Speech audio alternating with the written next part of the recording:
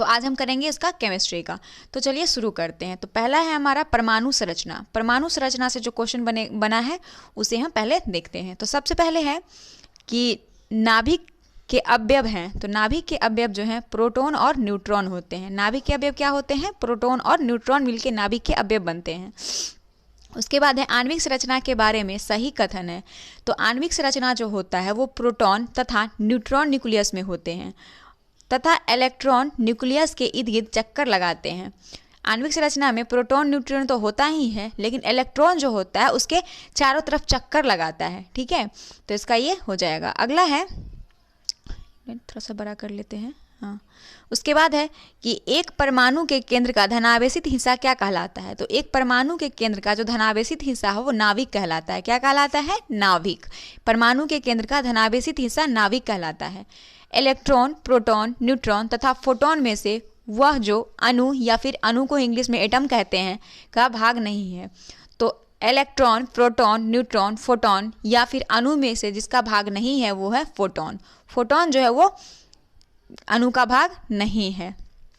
उसके बाद है कि खनिज एक यौगिक खनिज मिश्रण तथा प्राकृतिक तत्व में से एक ही प्रकार के परमाणु मिलता है। तो वो प्राकृतिक तत्व में खनिज यौगिक खनिज मिश्रण तथा प्राकृतिक तत्व में से एक प्रकार का जो परमाणु मिलता है वो है प्राकृतिक तत्व।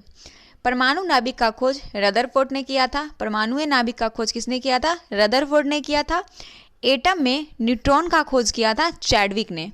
एटम में न्यूट्रॉन का खोज किसने किया था? चैडविक ने किया था। उसके बाद है न्यूट्रॉन, प्रोटॉन, ड्यूट्रॉन और इलेक्ट्रॉन में से एक अणु परमाणु कण नहीं है। तो ड्यूट्रॉन जो है वो परमाणु कण नहीं है। Electron, positron, positron neutron, photon electron तथा न्यूट्रॉन न्यूट्रॉनों में से एक कण प्रति कण युग्म है। तो इसका सही आंसर होगा इलेक्ट्रॉन। पॉजिट्रॉन जो है वो इसका प्रति कण युग्म नहीं है। अगला क्वेश्चन है न्यूट्रॉन, प्रोटॉन, पाई मेसॉन तथा क्वार्क में से मूलभूत कण है। तो क्वार्क जो है वो मूलभूत कण है। क्वार्क क्या है? मूलभूत कण है। अब है मिलान करना। तो देखते हैं इसको पहले मिलान करके। यहाँ से सूची दिया हुआ है और सूची के आगे सही सही आंसर दिया हुआ है। ठीक है, तो सबसे पहले यहाँ पे विशिष्टता उसका कण दिया हुआ है। तो शून्य द्रव्यमान जो होता है वो न्यूट्रॉन में होता है, 0 मास। और आंशिक आवेश में क्वार्क होता है, आंशिक चक्रण में पॉजिट्रॉन होता है और पूर्णांक चक्रण में फोनॉन होता है। क्या होता है? फोनॉन पूर्णांक चक्रण में। उसके बाद है कि अल्फा कण के 2 धन आवेश होते हैं। अल्फा कण के कितने आवेश होते हैं? 2 धन आवेश होते हैं। इसका द्रव्यमान लगभग बराबर होता है हीलियम के एक अणु के नाभिक के बराबर। हीलियम के एक अणु के नाभिक के बराबर होता है अल्फा कण के 2 धन आवेश और उसका द्रव्यमान के बराबर। हीलियम के नाभिक में होता है 2 प्रोटॉन और 2 न्यूट्रॉन। अल्फा किरण, अल्फा कण, बीटा कण तथा गामा किरण में से ऋणात्मक आवेश है बीटा कण का। अल्फा कण इलेक्ट्रॉन, न्यूट्रॉन तथा प्रोटॉन में आवेश रहित कण जो है वो न्यूट्रॉन है। न्यूट्रॉन जो है एक आवेश रहित कण है। परमाणु में कक्षाओं को भरने का क्रम नियंत्रित करता है अफबाउ के सिद्धांत को। परमाणु में कक्षाओं के भरने का जो सिद्धांत क्रम होता है वो क्या कहलाता है? अफबाउ का सिद्धांत कहलाता है। आगे देखते हैं। अब है कि रासायनिक तत्व के अणु के संदर्भ में चुंबकीय क्वांटम संख्या का संबंध है अभिविन्यास से। क्वांटम संख्या का संबंध किससे है? अभिविन्यास से। जिस तत्व के परमाणु में 2 प्रोटॉन, 2 न्यूट्रॉन और 2 इलेक्ट्रॉन होंगे उस तत्व का द्रव्यमान संख्या कितना हो जाएगा? उस द्रव्यमान संख्या का मान हो जाएगा 4। जिस तत्व के परमाणु में 2 प्रोटॉन, 2 न्यूट्रॉन और 2 इलेक्ट्रॉन होंगे उस द्रव्यमान संख्या का मान होगा 4। एक तत्व में इलेक्ट्रॉन और न्यूट्रॉनों की संख्या क्रमशः 18 और 20 है। इस तत्व की द्रव्यमान संख्या 38 हो जाएगी। कितना हो जाएगी द्रव्यमान संख्या? 38 हो जाएगी। अब है कि प्लूटोनियम न्यूक्लाइड, इसका है 94Pu242 प्लूटोनियम न्यूक्लियोटाइड के नाभिक में न्यूट्रॉनों की संख्या कितनी है? तो प्लूटोनियम न्यूक्लाइड के नाभिक में न्यूट्रॉनों की संख्या 148 होगी। कितना हो जाएगा? जब इसको इसमें से माइनस करेंगे तो आपका निकल के आ जाएगा न्यूट्रॉनों की संख्या। तो आप लोग करके देखेंगे तो आ जाएगा, तो 148 हो जाएगा। उसके बाद है परमाणु जिनमें प्रोटॉन की संख्या समान परंतु न्यूट्रॉन की संख्या भिन्न भिन्न रहती है, उसे क्या कहते हैं? तो उसे समस्थानिक कहते हैं। उसे क्या कहते हैं? समस्थानिक कहते हैं। जिसमें प्रोटॉन की संख्या समान और न्यूट्रॉन की संख्या भिन्न भिन्न होती है उसे समस्थानिक कहते हैं। अगला है कि समस्थानिक होते हैं किसी एक ही तत्व के परमाणु जिनका परमाणु भार भिन्न होता है परंतु परमाणु क्रमांक समान होता है। किसी परमाणु के नाभिक का आइसोटॉप वह नाभिक है जिसमें प्रोटॉन की संख्या वही होती है परंतु न्यूट्रॉन की संख्या भिन्न भिन्न हो जाती है। अब है सम न्यूट्रॉनिक समूह। यहाँ देख सकते हैं सम न्यूट्रॉनिक समूह का एग्जाम्पल दिया हुआ है 6C14 7N15 8O16। ठीक है, तो ये जो है सम न्यूट्रॉनिक है, यानी कि इसका जो क्रमांक संख्या दिया हुआ है वो दो अलग भिन्न भिन्न है। ठीक है, अगला है रेडियो एक्टिविटी मापी जाती है तो किससे? गाइगर काउंटर से। रेडियो एक्टिविटी मापी जाती है गाइगर काउंटर से। रेडियो एक्टिविटी का आविष्कार बैकुरल ने किया था। किसने किया था? बैकुरल ने किया था। अब है हमारा रासायनिक एवं भौतिक परिवर्तन विलयन आदि। तो भौतिक परिवर्तन का उदाहरण है पानी में चीनी का घुलना। पानी में चीनी का घुलना भौतिक परिवर्तन का उदाहरण है। जल का वाष्प में परिवर्तन भौतिक परिवर्तन है। रासायनिक परिवर्तन का उदाहरण है सब्जियों को पकाने पर उनका मुलायम हो जाना। साक्षरण के उदाहरण है सिल्वर पर काले रंग के परत बनाने वाले तांबे पर हरे रंग की परत बनाना तथा लोहे पर भूरे रंग की परत बनाना।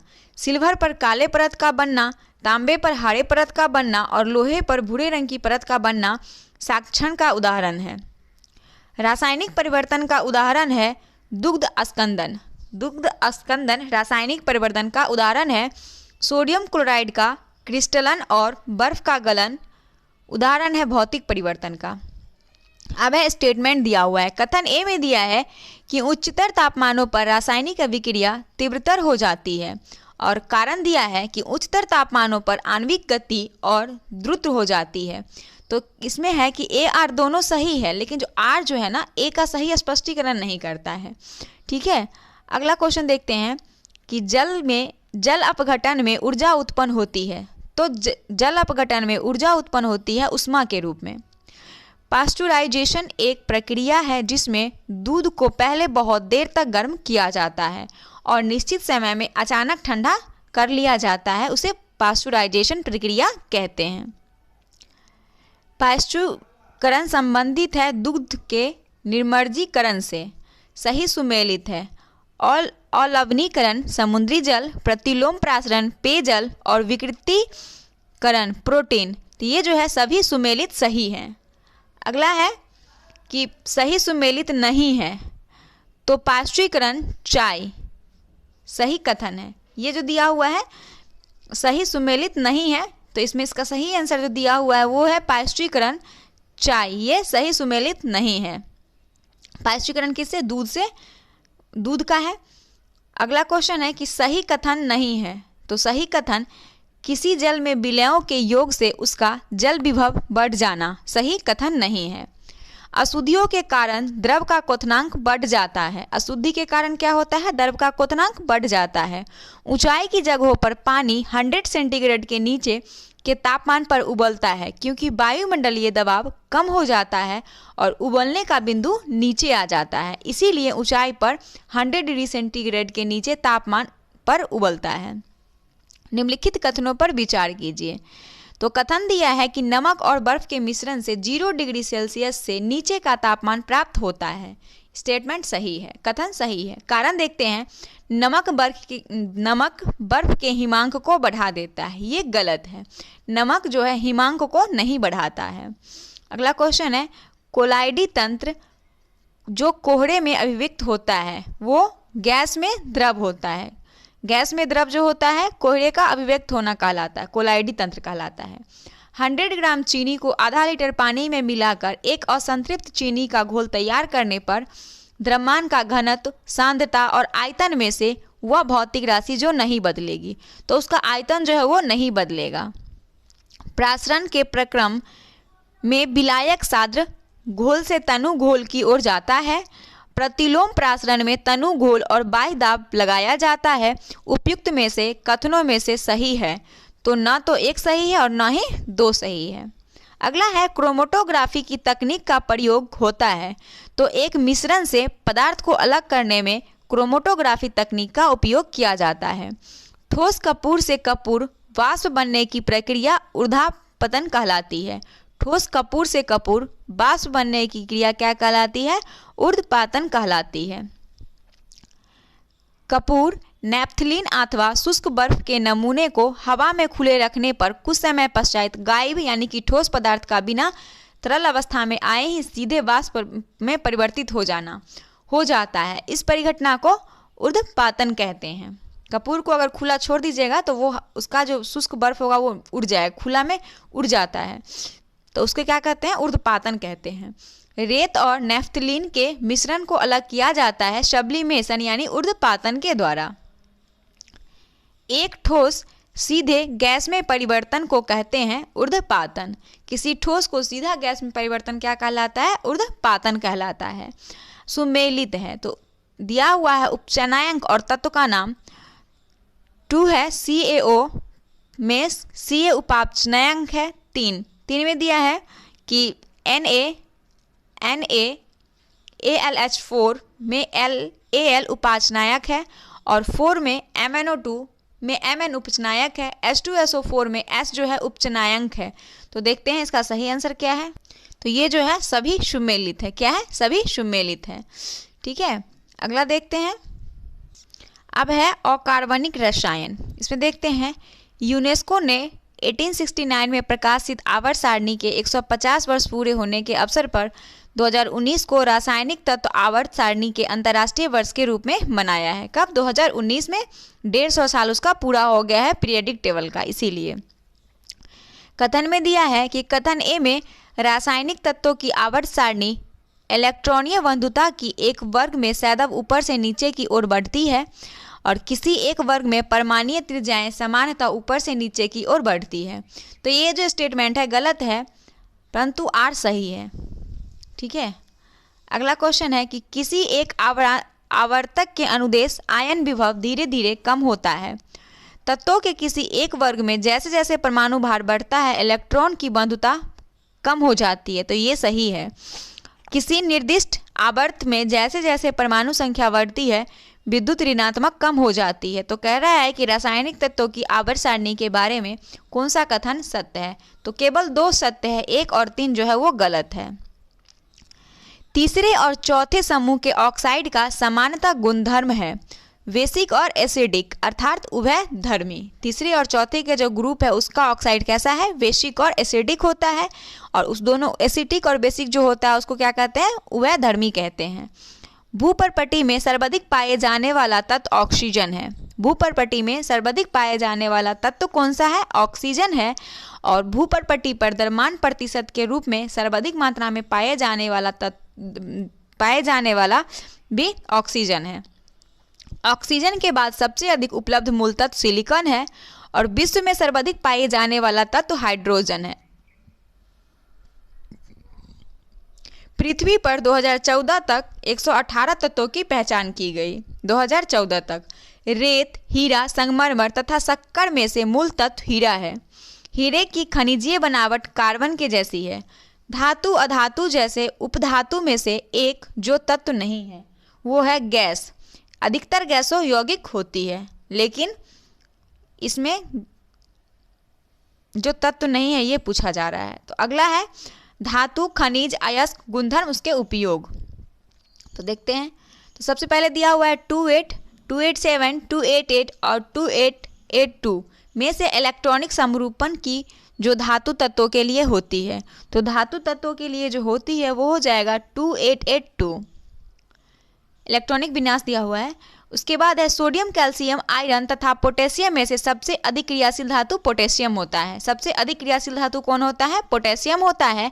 लिथियम व पारा, लिथियम या ऑक्सियम, एल्युमिनियम या ऑक्सियम और एल्युमिनियम एवं पारा धातु युग्मों में से क्रमशः सबसे हल्की जो होती है वो लिथियम और ऑक्सियम होती है।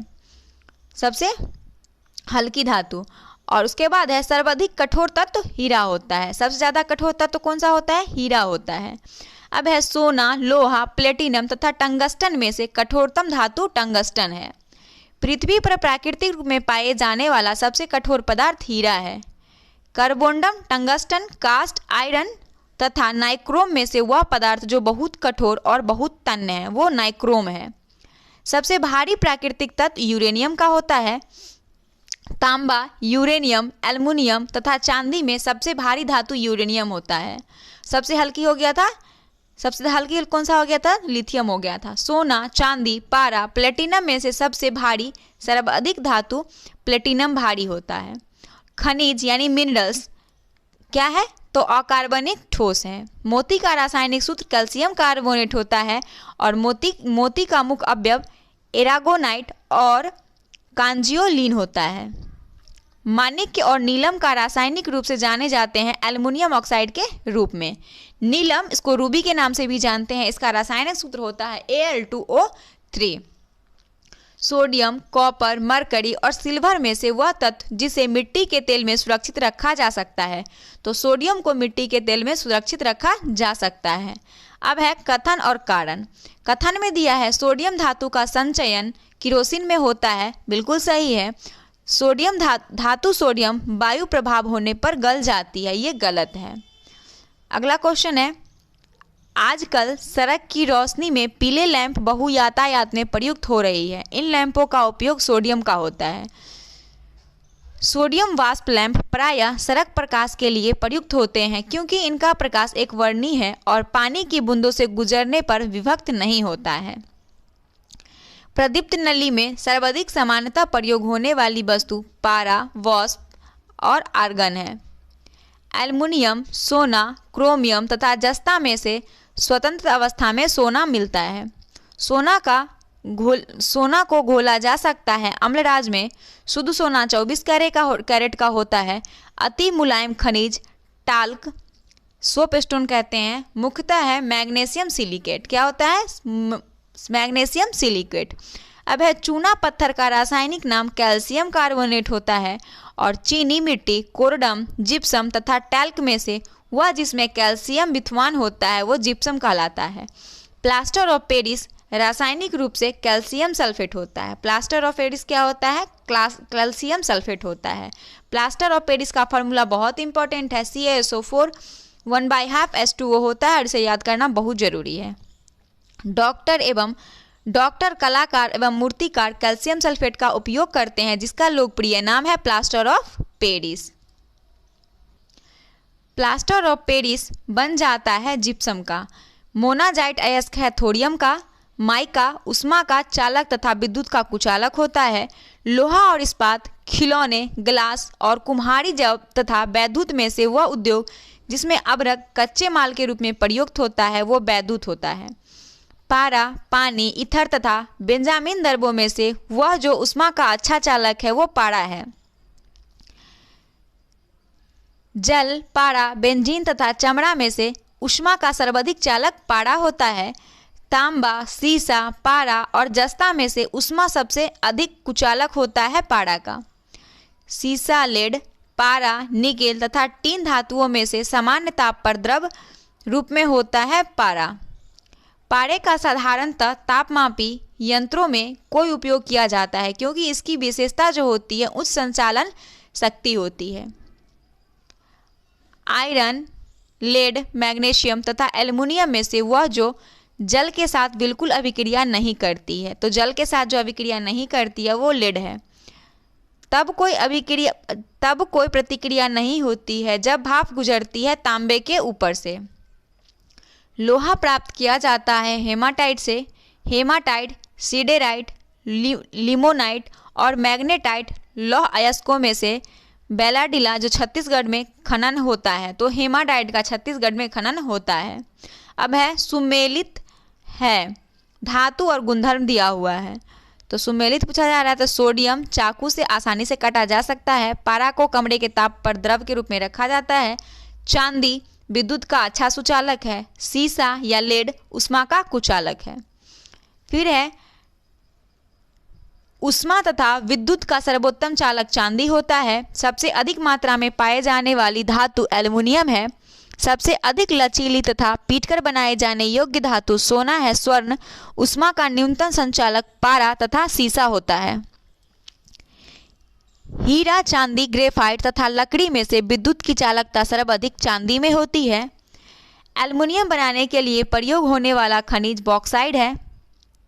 लोहा, तांबा, एल्युमिनियम तथा चांदी में से वह धातु जिसे प्राप्त करने हेतु बॉक्साइड अयस्क है वो एल्युमिनियम है। एल्युमिनियम, सीमेंट, उर्वरक तथा फेरोमैग्नीज में से वह उद्योग जो बॉक्साइड में को मुख्य कच्चा माल के रूप में उपयोग किया जाता है वो एल्युमिनियम उद्योग है। कौन सा उद्योग है? एल्युमिनियम उद्योग है। अब है सही कथन है। तो सही कथन, कैल्शियम कार्बोनेट दंत पेस्ट का एक अवयव होता है। कैल्शियम कार्बोनेट जो होता है दंत पेस्ट का एक अवयव होता है। उसके बाद सुमेलित करना है, मिलान करना है। तो इसके सामने सही सही आंसर दिया हुआ है। भंजन पेट्रोलियम का, प्रांगलन ताम्र का, हाइड्रोजनीकरण खाद वसा का, वॉल्नीकरण रबर का होता है। अब है सही सुमेलित है। एल्युमिनियम बॉक्साइड का, कॉपर का क्यूप्राइट, पारा मरकरी का सिनेबार अयस्क है, जिंक जस्ता जिसको बोलते हैं वो कैलामाइन का है, और आयरन जो है लोहा हेमेटाइट इसका अयस्क है। उसके बाद है हीरा कार्बन का अपरूप होता है, संगमरमर कैल्शियम का, बालू रेत सिलिकॉन का, और मानिक या फिर रूबी एल्युमिनियम ऑक्साइड का। तो ये सब बहुत ही इंपॉर्टेंट है, बड़ी ध्यान से आप लोग याद कीजिएगा इसको। एल्युमिनियम, सोडियम, मैग्नीशियम तथा मैग्नीज में से जल से हल्का होता है सोडियम। इस्पात, पारा तथा सोना का उनके घनत्व के अवरोही क्रम अनुसार सही अनुक्रम सोना हो जाएगा पहले, फिर पारा, फिर इस्पात होगा। बोरॉन, लोहा, सिलिकॉन तथा एल्युमिनियम में सबसे उच्च गलनांक होता है बोरॉन का। उसके बाद है मिश्र धातु से संबंधित। स्टील, पीतल, ब्रॉन्ज तथा तांबा में मिश्र धातु नहीं है। तांबा मिश्र धातु नहीं है। कथन में दिया है कि जस्तेदार लोहे में जल्दी जंग नहीं लगता है। सही है। यसद में उपचयन क्षमता है। तो बिल्कुल सही, दोनों स्टेटमेंट सही है और RA का सही स्पष्टीकरण भी है। जस्तेदार लोहे की चादरें जंग से बची रहती है क्योंकि उनमें विद्वान होता है यसद, जिसको जस्ता बोलते हैं, की परत होती है, इसीलिए वो जंग लगने से बचा होता है। गैल्वेनीकृत लोहे पर लेप होता है जस्ते का। लौह धातु के क्षयकरण में आवश्यक है ऑक्सीजन तथा नमी का। एल्युमिनियम पृष्ठ प्रायः एडोनीकृत होते हैं। इसका अर्थ है कि उस पर एल्युमिनियम ऑक्साइड की परत का निक्षेपण होना। वह धातु जिससे बनाई मिश्र धातु को हवाई जहाज तथा रेल के डिब्बे में पुर्जों के काम लिया जाता है वो एल्युमिनियम है। एल्युमिनियम से रेल का डिब्बे में जो पाट पुर्जा बनाया जाता है उसमें उसका एल्युमिनियम का यूज़ किया जाता है। पारद धातु मिश्रण है पारदयुक्त मिश्र धातु का। आगे देखते हैं। जस्ता, तांबा, मैग्नीशियम तथा लोहा धातुओं में से अमलगम नहीं बनाती है। तो लोहा जो है अमलगम नहीं बनाती है। जस्ता, तांबा टीन, पारा जस्ता, सीसा जस्ता मिश्र धातुओं से अमलगम कहते हैं। पारा जस्ता को अमलगम कहते हैं। टांका एक मिश्र धातु है टीन तथा शीशे का। टांका जो होता है वो टीन और शीशे से मिलकर बना होता है। कांसा मिश्रित धातु है तांबा और टीन का। कांसा तांबा और टीन से मिलकर बना होता है। अगला है सुमेलित करने के लिए, देखते हैं। जर्मन सिल्वर निकेल को कहते हैं। सोल्डर टीन को, ब्लीचिंग पाउडर क्लोरीन होता है और हाइपो सोडियम। अगला है जर्मन सिल्वर में चांदी का प्रतिशत 0% होता है। तांबा, एल्युमिनियम, जस्ता तथा निकेल में से वह तत्व जो जर्मन सिल्वर में उपस्थित नहीं होता है वो है एल्युमिनियम। तांबे की मिश्र धातु का जोड़ा पीतल एवं कांसा से मिलकर बना होता है। पीतल, कांसा, जर्मन सिल्वर तथा गन मेंडल में से तांबे की मात्रा अधिकतम कांसे में होती है। वह धातु जो पीतल, कांस तथा जर्मन सिल्वर इन सभी में उभय घटक के रूप में विद्वान है वो है तांबा। पीतल मिश्र धातु है तांबा और जस्ता का।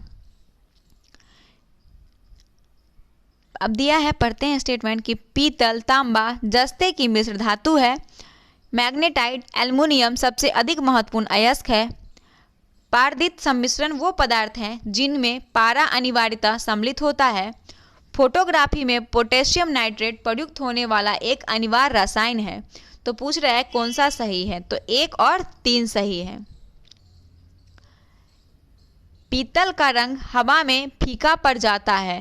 हाइड्रोजन सल्फाइड की उपस्थिति के कारण पीतल का रंग हवा में फीका पड़ जाता है। ताम्र संदूषण से बचने के लिए पीतल के बर्तनों पर सामान्यतः रांगे यानी कि टीन की परत चढ़ाई जाती है। मिश्र धातु में जिस पदार्थ के संयोग से निष्कलंक इस्पात यानी स्टेनलेस स्टील जिसको बोलते हैं अचुंबकीय हो जाता है वो निकेल है। स्टील की कठोरता प्रदान की जाती है कार्बन की मात्रा बढ़ाकर। इस्पात स्लैग आधार सामग्री हो सकता है। आधार सड़क के निर्माण, कृषि मृदा के सुधार और सीमेंट के उत्पादन के लिए इस्पात स्लैग सामग्री हो सकता है। वह तत्व जो लोहे के साथ मिश्रित होने पर इस्पात बनाता है, जो उच्च ताप प्रतिरोध कर सकता है तथा जिसमें उच्च कठोरता तथा आघर्षण प्रतिरोधकता होती है, तो वो क्रोमियम है। आगे देखते हैं। अब है कि जंग रहित लोहे बनाने में प्रयुक्त होने वाली महत्वपूर्ण धातु क्रोमियम है। जंग रहित लोहे बनाने में प्रयुक्त किसका किया जाता है? क्रोमियम का। स्टील से स्टेनलेस स्टील प्राप्त करने के लिए उसमें कुछ तत्वों को मिलाकर उसे और अधिक संशोधित किया जाता है। कार्बन, सिलिकॉन, मैग्नीज और निकेल में से वह तत्व जो उस कार्य के लिए प्रयुक्त नहीं किया जाता है, तो सिलिकॉन जो है उस कार्य के लिए प्रयुक्त नहीं किया जाता है। अब है कि धब्बा रहित लोहा बनाने में लोहे के साथ प्रयुक्त होने वाली महत्वपूर्ण धातु क्रोमियम है। स्टेनलेस स्टील मिश्र धातु होता है। लोहा, क्रोमियम, मैग्नीज एवं कार्बन का स्टेनलेस स्टील मिश्र धातु होता है। क्रोमियम, निकेल, तांबा, टीन और जिंक में से जो स्टेनलेस स्टील बनाने के लिए लोहे में मिलाया जाता है वो है क्रोमियम और निकेल। ठीक है, आगे देखते हैं।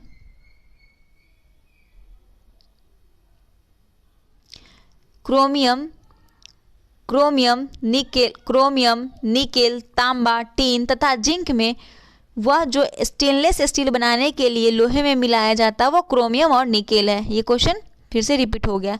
स्टील में होता है 0.1% से लेके 2% तक कार्बन स्टील में होता है।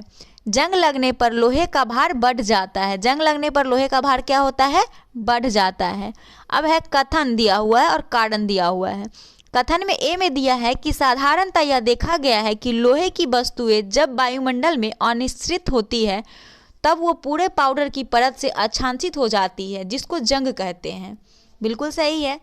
और उसके बाद है जंग अर्थात भूरा पाउडरी पदार्थ टैनिन के जमा होने से बनता है, तो ये गलत है। आर गलत है, ए सही है।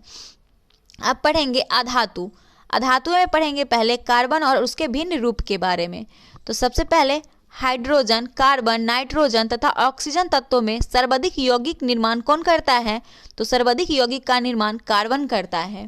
हीरा, ग्रेफाइट तथा कोयला में से कार्बन है सभी। हीरा, ग्रेफाइट, कोयला ये तीनों जो है कार्बन है।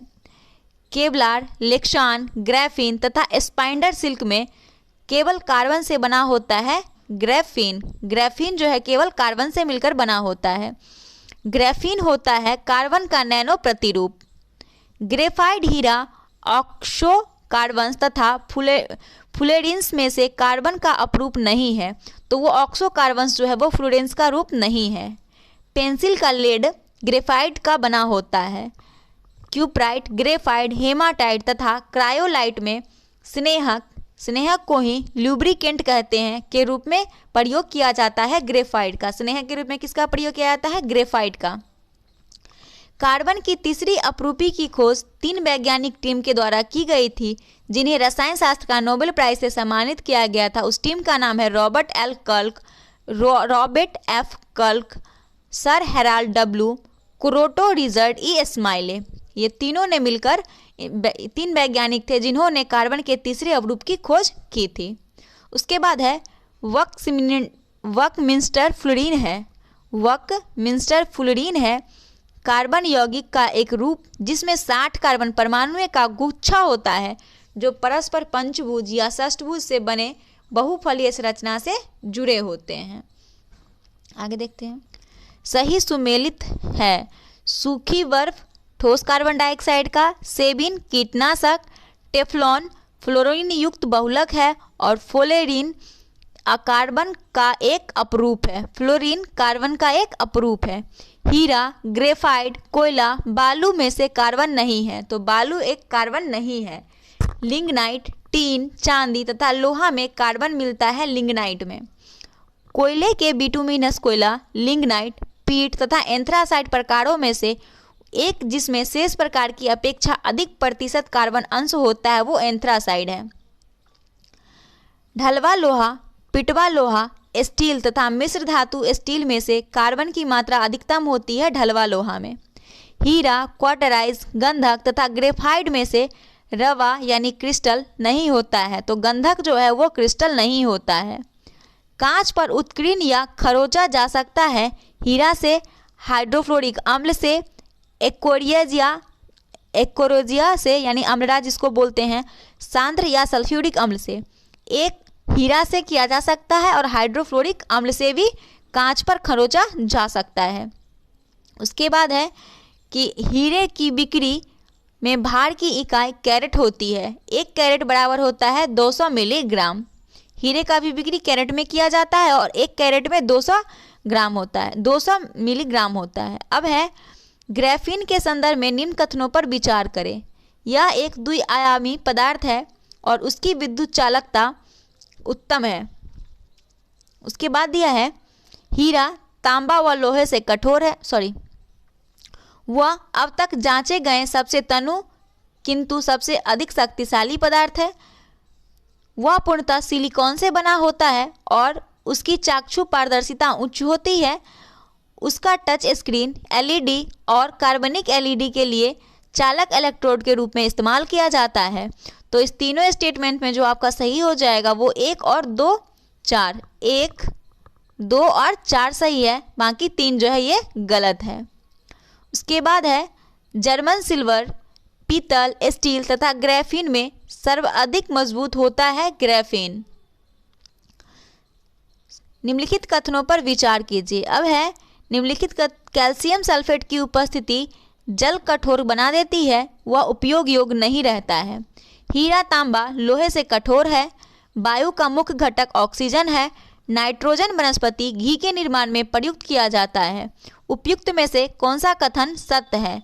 तो 1 और 2 जो हो जाएगा वो सत्य है। 1 और 2, 1 में दिया है कि कैल्शियम सल्फेट की उपस्थिति जल को कठोर बना देती है, यह उपयोग योग्य नहीं रहता है, बिल्कुल सही है। और 2 में दिया है कि हीरा तांबा व लोहे से कठोर है, ये भी सही है। आगे देखते हैं। शुष्क बर्फ कहते हैं ठोस कार्बन डाइऑक्साइड को। सल्फर, सिलिकॉन, ब्रोमियन, फास्फोरस अधातुएं में से वह एक जो विद्युत का मंद चालक नहीं है, तो सिलीनियम जो है वह विद्युत का मंद चालक नहीं है। अब बी में है हाइड्रोजन और उसके यौगिक, इसे पढ़ते हैं अधातुएं में ही। ऑक्सीजन, नाइट्रोजन, हाइड्रोजन तथा तांबा में से वह तत्व जिसमें न्यूट्रॉन नहीं होता है, तो हाइड्रोजन में न्यूट्रॉन नहीं होता है। एक तत्व X के बाह्यतम कक्षा में 4 इलेक्ट्रॉन है। हाइड्रोजन के साथ इसके यौगिक का सूत्र क्या हो जाएगा? H4। भार के अनुसार पानी यानी H2O में हाइड्रोजन जन की प्रतिशत कितनी होती है? 11.11%। हाइड्रोजन गैस का 1 मोल यानी अनुग्राम ऑक्सीजन अधिवक्य में जल पर 290 किलोग्राम उष्मा देता है। उन्हीं परिस्थितियों में 4 ग्राम हाइड्रोजन गैस के जलने पर उत्पन्न होगी, तो 580 किलोग्राम की उष्मा। हाइड्रोजन को जलाने से क्या बनता है? तो हाइड्रोजन को जब जलाते हैं तो उससे पानी बनता है। क्या बनता है? पानी बनेगा। मिट्टी का तेल, हाइड्रोजन, कोयला तथा डीजल ईंधनों में न्यूनतम वायु प्रदूषण करता है हाइड्रोजन। भारी जल एक प्रकार का शीतलक तथा मंदक है। भारी जल का रासायनिक फार्मूला होता है D2O। न्यूक्लियर रिएक्टरों में विमंदक और प्रशीतक दोनों की तरफ प्रयुक्त होने वाला पदार्थ साधारण पानी और भारी पानी है। गुरु जल क्या है? गुरु जल ऑक्सीजन प्लस हैवी हाइड्रोजन से मिलने से गुरु जल का निर्माण होता है। भारी पानी वह पानी होता है जिसमें हाइड्रोजन का स्थान आइसोटोप ले लेता है। हैवी वाटर में हाइड्रोजन के साथ पर ड्यूटेरियम होता है। भारी पानी का खोज HC उरे ने किया था। D2O का खोज किसने किया था? HC उरे ने किया था। भारी पानी का अनुभार 20 होता है। जल गैस है CO यानी कार्बन डाइऑक्साइड प्लस H2। कठोर जल उपयुक्त नहीं है पीने के लिए, साबुन से कपड़े धोने के लिए, वाल्स के प्रयोग के लिए, फसल की सिंचाई के लिए। तो ये चारों के लिए जो है कठोर जल उपयुक्त नहीं है। पानी की अस्थायी कठोरता उत्तरदायी है कैल्शियम और मैग्नीशियम के क्लोराइड व सल्फेट के लिए। जल के pH का मान लगभग 7 होता है। पानी का शुद्धतम रूप वर्षा का पानी है। पानी आयनिक लवण का सुविलायक है क्योंकि उसका द्विध्रुव आघूर्णन होता है अधिक होता है।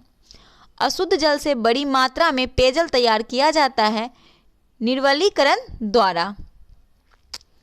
Helium, chlorine, fluorine, carbon dioxide gas में से पीने के पानी को शुद्ध करने के लिए क्लोरीन का प्रयोग किया जाता है। समुद्री जल को शुद्ध जल में बदला जा सकता है उत्क्रम प्राशन प्रक्रिया द्वारा। खारे पानी को शुद्ध पानी में परिवर्तित करने की प्रक्रिया उत्क्रम प्राशन कहलाती है। फिटकिरी गंदे पानी को स्वच्छ करती है अस्कंदन प्रक्रिया द्वारा। वनस्पति तेल से वनस्पति घी बनाने को प्रयुक्त हाइड्रोजन है। वनस्पति तेलों में हाइड्रोजनीकरण में उपयोग किया जाता है निकेल उत्प्रेरक का। किसका? निकेल उत्प्रेरक का। अब है सल्फर, नाइट्रोजन, हैलोजन अक्रिय गैस है। इससे संबंधित जो भी क्वेश्चन है वो सारा क्वेश्चन को हम इस टॉपिक में कवर करेंगे। हाइड्रोजन, ऑक्सीजन, हीलियम तथा कार्बन डाइऑक्साइड में से नोबेल गैस कहलाता है हीलियम। हीलियम को क्या कहते हैं? नोबेल गैस के नाम से भी जाना जाता है। आर्गन, कार्बन डाइऑक्साइड, नाइट्रोजन तथा ऑक्सीजन में से वह गैस जिसकी प्रतिशत मात्रा यानी आयतन वायुमंडल में सबसे कम है तो वो कार्बन डाइऑक्साइड है। वायुमंडलीय वायु में नाइट्रोजन लगभग 78 से 79% होता है। नाइट्रोजन कितना होता है? 78 से 79% वायुमंडल के वायु में होता है नाइट्रोजन। उसके बाद है N2O2 तथा H2 में गैसीय चक्र नहीं है। H2 जो है गैसीय चक्र नहीं है। गोताखोरों द्वारा गहरे समुद्र में सांस लेने के लिए ऑक्सीजन के साथ हीलियम का प्रयोग किया जाता है। सल्फर हेक्साफ्लोराइड अणु का आकार है अष्टफलकीय। कार्बन, नाइट्रोजन, अमोनिया और आयोडीन में से जल में आसानी से घुलनशील अमोनिया है। अमोनिया जल में आसानी से घुल जाता है। उसके बाद है हास्य गैस या लाफिंग गैस के रूप में प्रयुक्त है नाइट्रस ऑक्साइड। डॉक्टरों के द्वारा एथेंसिया के रूप में प्रयोग होने वाला हास्य गैस नाइट्रस ऑक्साइड है। आर्गन, नियॉन, जिनॉन तथा नाइट्रस ऑक्साइड में से वह जिसे स्ट्रेंजर गैस कहते हैं वो जिनॉन है। जिनॉन को स्ट्रेंजर गैस के नाम से भी जाना जाता है। अब है ए में दिया है, इसमें से कथन आपको चूज करना है। कथन कौन सा सत्य है तो ध्यान से इसे पढ़िएगा। पहला है कि board mixture copper second sulphate और कैल्शियम हाइड्रोक्साइड का जल में मिश्रण है और इसे फफूंदीनाशी के रूप में प्रयोग में लाते हैं। तो सही बात है, इसे फफूंदीनाशी के रूप में प्रयोग किया जाता है board mixture copper second sulphate और कैल्शियम हाइड्रोक्साइड के मिश्रण को। बी में दिया है कि बेरिक अम्ल औषधि उद्योग तथा खाद्य परिरक्षक के रूप में प्रयुक्त होता है। बिल्कुल प्रयुक्त होता है। तीसरा में दिया है कि शुष्क बर्फ ठोस कार्बन डाइऑक्साइड होता है। हाँ, ठोस शुष्क बर्फ जो होता है वो ठोस कार्बन डाइऑक्साइड होता है। उसके बाद है हंसाने वाली गैस नाइट्रिक ऑक्साइड होती है तो नहीं, हंसाने का नाइट्रस ऑक्साइड होता है। तो डी जो है ये गलत है, बाकी ए, बी और सी तीनों सही है। आगे दिया है नाइट्रोजन मुक्ति से होता है। नाइट्रोजन स्थल मंडलीय एवं वायुमंडलीय नाइट्रोजन की मात्रा को अप्रभावित करती है। वायुयानों के टायरों में भरने में प्रयोग किया जाता है नाइट्रोजन गैस को। हवाई जहाज के जो चक्का होता है उसमें कौन सा गैस भरा होता है? Nitrogen gas. उसके बाद है मैग्नीज तथा मैग्नीज, नाइट्रोजन, मैग्नीशियम तथा सल्फर में से वह तत्व जिसकी कमी को पूरा करने के लिए कीटभक्षी पौधे कीटों को पकड़ते हैं तथा उनका भक्षण करते हैं, वो नाइट्रोजन है। कीटभक्षी पौधे जिस मृदा में उगते हैं उसमें कमी रहती है नाइट्रोजन की। जैविक नाइट्रोजन निर्धारण से संबंधित है, नीला हरा सवाल से संबंधित है। सामान्यतः गुब्बारे में भरी जाती है हीलियम गैस। वायु भरे गुब्बारे में हीलियम को हाइड्रोजन की अपेक्षा वरीयता दी जाती है क्योंकि वह वायु के साथ विस्फोट मिश्रण नहीं बनता है। क्लोरीन, ब्रोमीन, आयोडीन तथा फ्लोरीन से सामान्य ताप पर ठोस अवस्था में रहता है। आयोडीन सामान्य ताप पर ठोस अवस्था में रहता है। ग्लाइसिन, एलेनिन तथा सेरीन में से ऑप्टिकली सक्रिय नहीं है। ग्लाइसिन जो है ऑप्टिकली सक्रिय नहीं है। हैलोजन में सबसे अधिक अभिक्रियाशील फ्लोरीन होता है। ब्रोमीन लाल द्रव को कहते हैं। वह हैलोजन जिसका उपयोग पीराहारी की तरह किया जाता है वो ब्रोमीन है। ब्रोमीन का उपयोग पीराहारी के रूप में किया जाता है। हाइड्रोजन, ऑक्सीजन और ब्रोमियम तथा आयोडीन में से वह तत्व जो द्रव के रूप में पाया जाता है, तो ब्रोमीन द्रव के रूप में पाया जाता है। उसके बाद है ट्यूबलाइट में निम्न दाब पर भरी जाती है नियॉन आर्गन और पारद वाष्प को। ट्यूबलाइट में भरी होती है कम दाब पर आर्गन गैस एवं कम दाब पर पारे की वाष्प। उसके बाद अब हम पढ़ेंगे अम्ल, क्षार और लवण।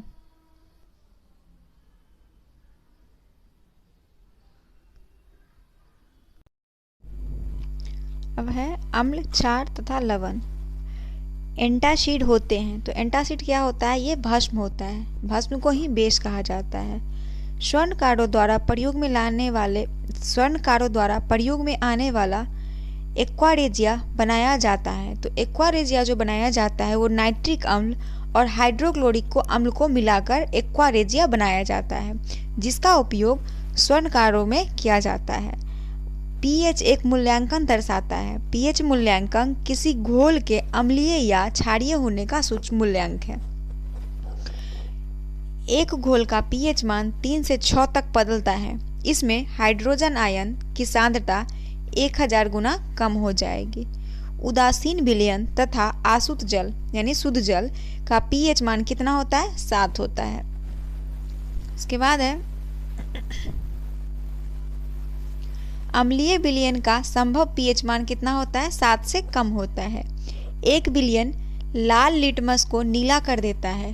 विलयन का पीएच है तो 7 से अधिक होगा, जो लिटमस को लाल कर देगा उसका पीएच मान कितना होगा? 7 से अधिक होगा। रसायन उद्योग में वह तेजाब जो मूल रासायनिक माना जाता है वो H2SO4 होता है। कॉपर सल्फेट का जलीय घोल अम्लीय होता है क्योंकि इस लवण का जल अपघटन होता है, इसीलिए यह अम्लीय होता है। आयोडीनीकृत लवण में होता है। आयोडीनीकृत लवण में रहता है पोटेशियम आयोडाइड। आयोडीनीकृत लवण में रहता है potassium iodide. AlCl3, BF3, NH3 तथा FeCl3 में लुईस अम्ल नहीं है। तो लुईस अम्ल नहीं है वो है NH3। NH3 जो है वो लुईस अम्ल नहीं है। अगला है कथन में दिया है कि सल्फ्यूरिक अम्ल को तनु बनाने के लिए अम्ल मिलाया जाता है, न कि अम्ल में पानी। तो ये जो स्टेटमेंट है ये सही दिया हुआ है। आर पढ़ते हैं पहले। तो आर में दिया है कि पानी की विशिष्ट ऊष्मा बहुत अधिक होती है। ये दोनों स्टेटमेंट सही है। पानी की विशिष्ट ऊष्मा अधिक होती है, लेकिन आर जो है ए का सही स्पष्टीकरण नहीं है। जल में कार्बन डाइऑक्साइड प्रभावित करने पर बना सोडा वाटर अम्लीय प्रकृति का होता है। जल में कार्बन डाइऑक्साइड को जो प्रभावित किया जाता है वो उसका जो सोडा वाटर बना होता है वो अम्लीकृत प्रकृति का होता है। चूने का पत्थर दूधिया हो जाता है कार्बन डाइऑक्साइड के द्वारा। वह अम्ल जिसमें ऑक्सीजन नहीं है तो वह हो जाएगा हाइड्रोक्लोरिक अम्ल। नमक का अम्ल जिसमें ऑक्सीजन नहीं है। उसके बाद है केरोसिन, कांच, मिट्टी और सीमेंट में से ऑक्सीजन अनुपस्थित होता है। केरोसिन में जो होता है वो ऑक्सीजन अनुपस्थित होता है। नीला थोथा रासायनिक रूप से कॉपर सल्फेट होता है। नीला थोथा का रासायनिक नाम क्या है? Copper sulphate. पानी की टंकी में फंगी को नष्ट करने के लिए इस्तेमाल किया जाने वाला रसायन कॉपर सल्फेट है।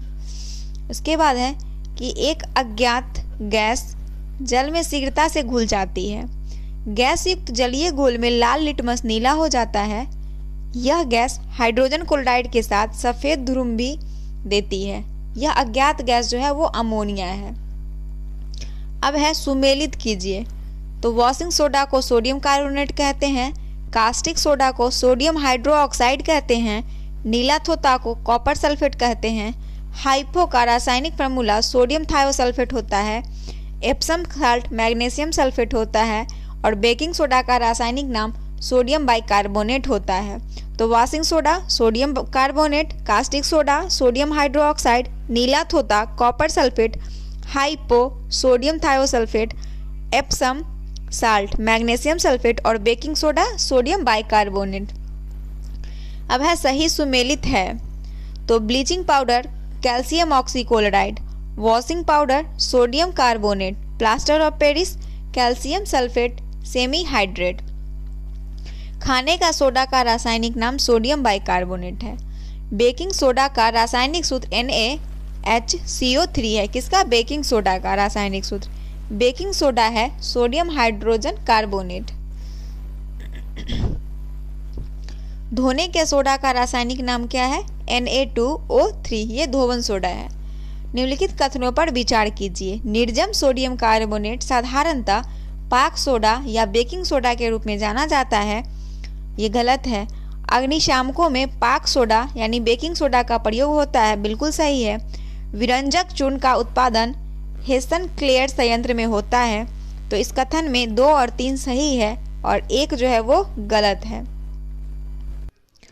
Calcium carbonate, sodium chloride, potassium chloride तथा मैग्नीशियम सल्फेट में से वह लवण जो सागर में सर्वाधिक पाया जाता है। तो सागर में सर्वाधिक पाया जाता है वो है सोडियम क्लोराइड। खाने का नमक जिसे NaCl कहते हैं वह जो है मजबूत अम्ल और मजबूत क्षार से होता है। किससे? मजबूत अम्ल और मजबूत क्षार। NaCl की मौजूदगी में पेरिस प्लास्टर के स्थापन दर में वृद्धि होती है। उसके बाद दिया हुआ है सीमेंट में जिप्सम का योग उसके स्थापन दर से 1 मिनट। NaCl की मौजूदगी में पेरिस प्लास्टर के स्थापन दर में वृद्धि होती है। दूसरा दिया है कि सीमेंट में जिप्सम का योग उसके स्थापन दर को मंद करने के लिए किया जाता है। तो ये सही है, ये भी सही है। सभी क्षारीय मृदा धातु जलायोजित लवण उत्पन्न करते हैं। बिल्कुल सही है। सभी क्षारीय मृदा जो होता है वो धातु जलायोजित को उत्पन्न करते हैं और बेरियम तथा स्ट्रांसियम प्रकृति में मुक्त रूप में पाए जाते हैं। ये गलत है। तो इसका सही जो दिया हो जाएगा A, B और C, ये तीनों सही है। अगला है विरंजक चूर्ण के लिए निम्न कथनों पर विचार कीजिए। पहला कथन पढ़ते हैं। जल में अधिक विलय होता है। ये जो कथन है ये गलत है। हल्के पीले रंग का चूर्ण होता है।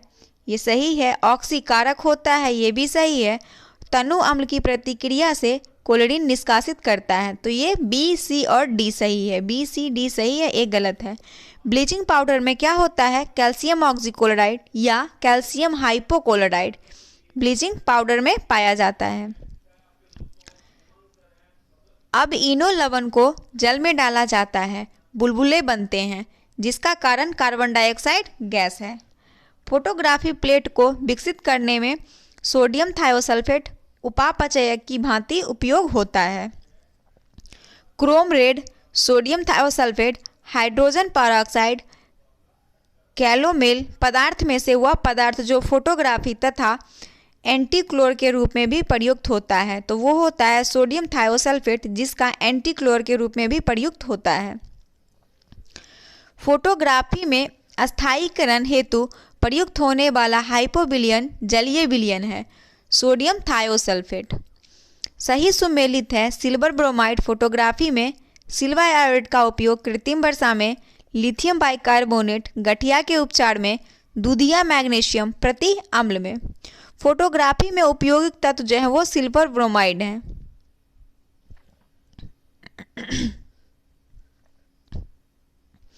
उसके बाद दिया हुआ है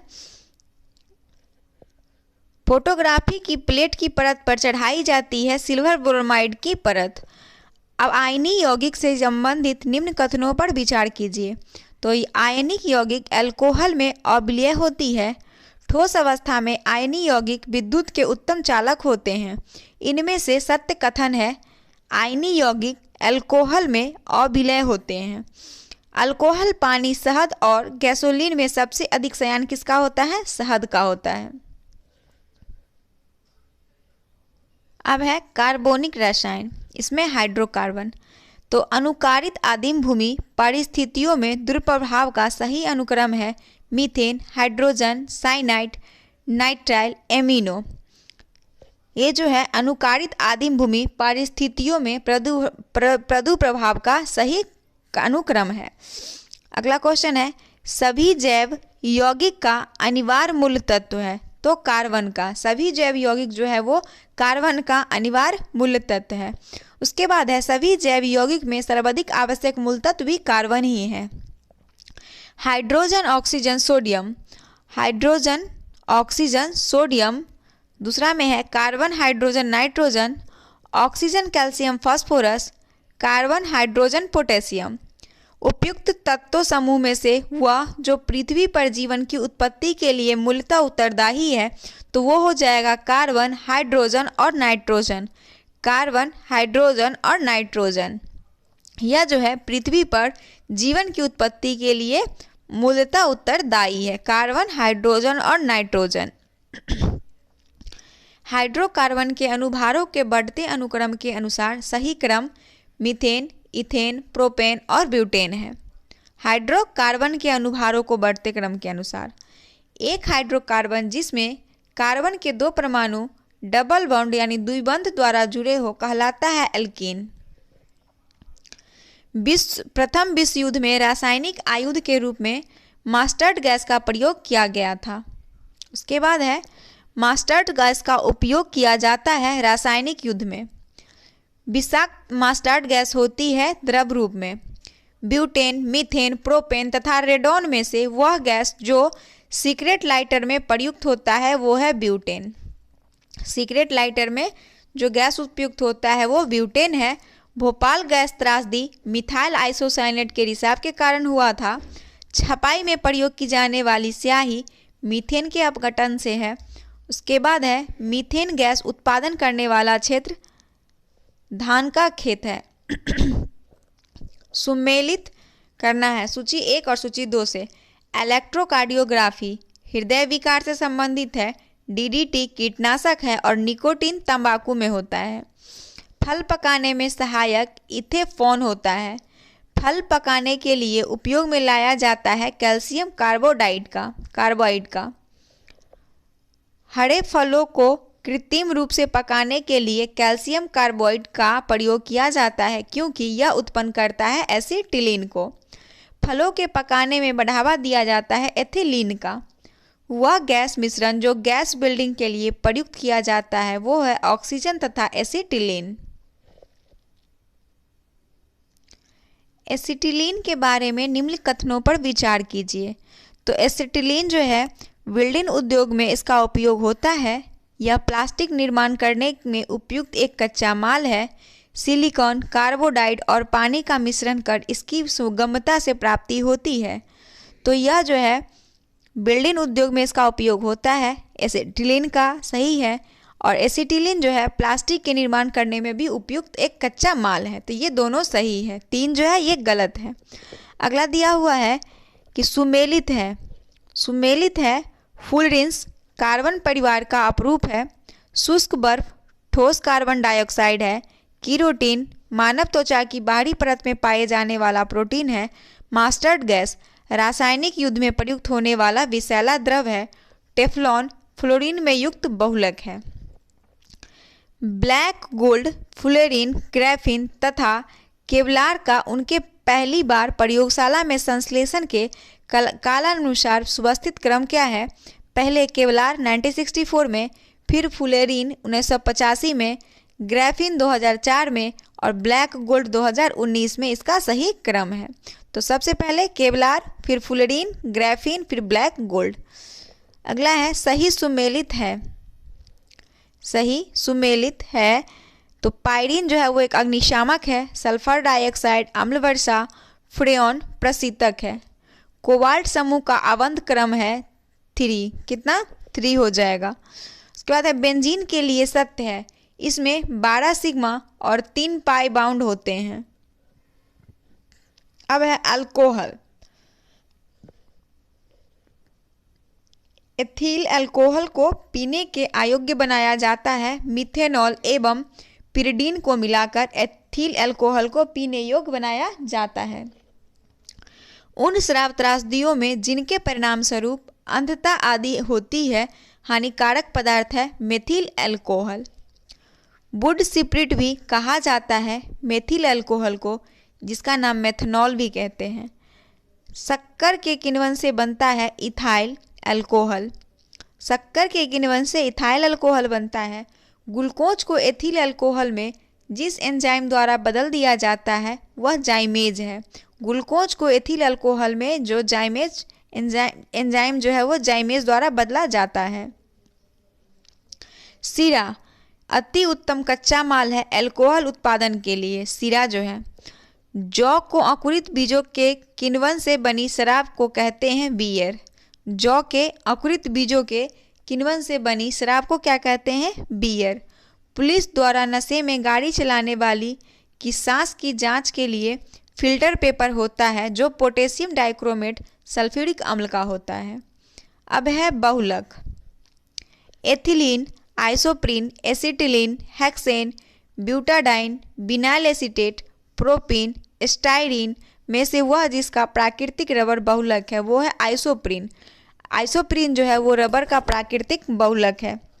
ऊन, रेशम, चमड़ा तथा नायलॉन में वह जो प्राकृतिक बहुलक नहीं है। नायलॉन जो है वो प्राकृतिक बहुलक नहीं है। रेयॉन, लिनॉन, जूट तथा नायलॉन में से वह जो गैर सेलुलोजी रेशे का उदाहरण है वो नायलॉन है, जो गैर सेलुलोजी रेशों का उदाहरण है। उसके बाद है बैकेलाइट, रेशम, केबल तार तथा लेक्सॉन में वह जो प्राकृतिक बहुलक है वो है रेशम। टेफ्लॉन, नियोप्रीन, पॉलीस्टीरीन एवं पॉलीथीन में वह बहुलक जो थर्मोप्लास्टिस नहीं है वो है नियोप्रीन। नियोप्रीन जो है वो थर्मोप्लास्टिस नहीं है। उसके बाद है घी, स्टार्च, प्रोटीन एवं रुई में से बहुलक नहीं है। तो स्टार्च, प्रोटीन, रुई यानी कपास, ये सब जो है बहुलक है, लेकिन घी जो है वो बहुलक नहीं है। अगला है पॉलीथीन के संश्लेषण में उपयोग किया जाता है एथिलीन का। प्लास्टिक से उत्पन्न होता है पॉलीएथिलीन गैस। बुलेट प्रूफ वस्त्र बनाने के लिए उपयोग किया जाता है पॉलीएमाइड का। बुलेट प्रूफ पदार्थ बनाने में व्यापक रूप से प्रयुक्त होने वाला बहुलक पॉलीओमाइड है। उसके बाद है पॉलियोकार्बोनेट, पॉलियोयूरेथेन, पॉलियोस्टाइरीन तथा पॉलीओएमाइड में से वह बहुलक जो बुलेट प्रूफ खिड़की बनाने में प्रयोग किया जाता है वो पॉलियोकार्बोनेट है, जिसे बुलेट प्रूफ खिड़की बनाने में उपयोग किया जाता है। बुलेट प्रूफ जैकेट के निर्माण में केवलार का प्रयोग किया जाता है। किसका? केवलार बहुलक का। रेशेदार कांच, गन मेटल, शीशा तथा लैमिनेटेड, जिसको पटलित बोलते हैं, कांच में से बुलेट प्रूफ जैकेट बनाने में प्रयोग किया जाता है लैमिनेटेड का। लैमिनेटेड कांच का उपयोग बुलेट प्रूफ जैकेट बनाने में किया जाता है।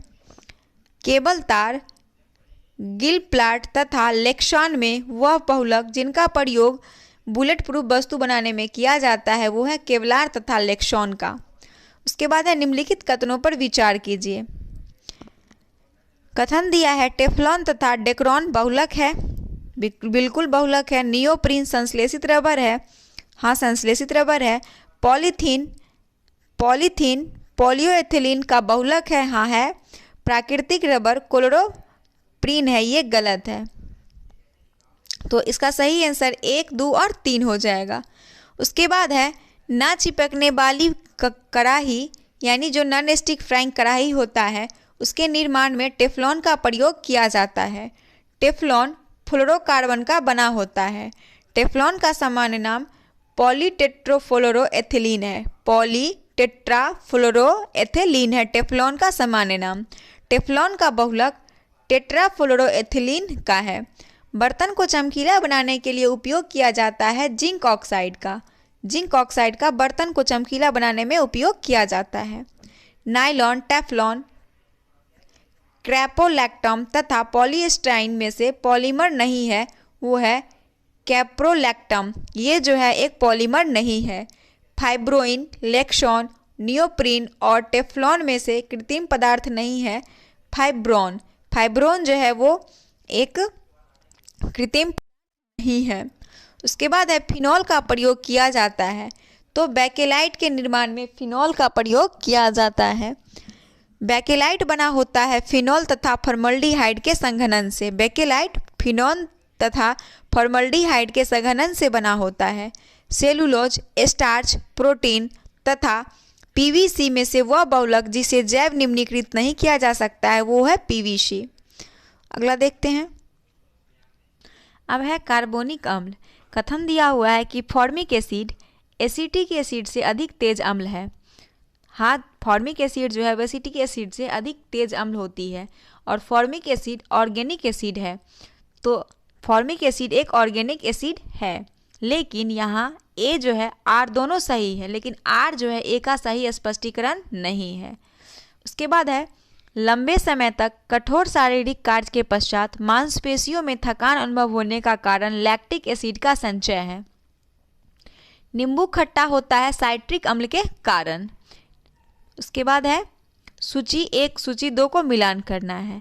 लैक्टिक अम्ल दूध में पाया जाता है, एसिटिक अम्ल सिरका में होता है, नींबू में सिट्रिक अम्ल होता है, ब्यूटाइरिक अम्ल जो होता है वो दुर्गंध मक्खन में होता है। उसके बाद है फिर नीचे दिया हुआ है सुमेलित करना ही।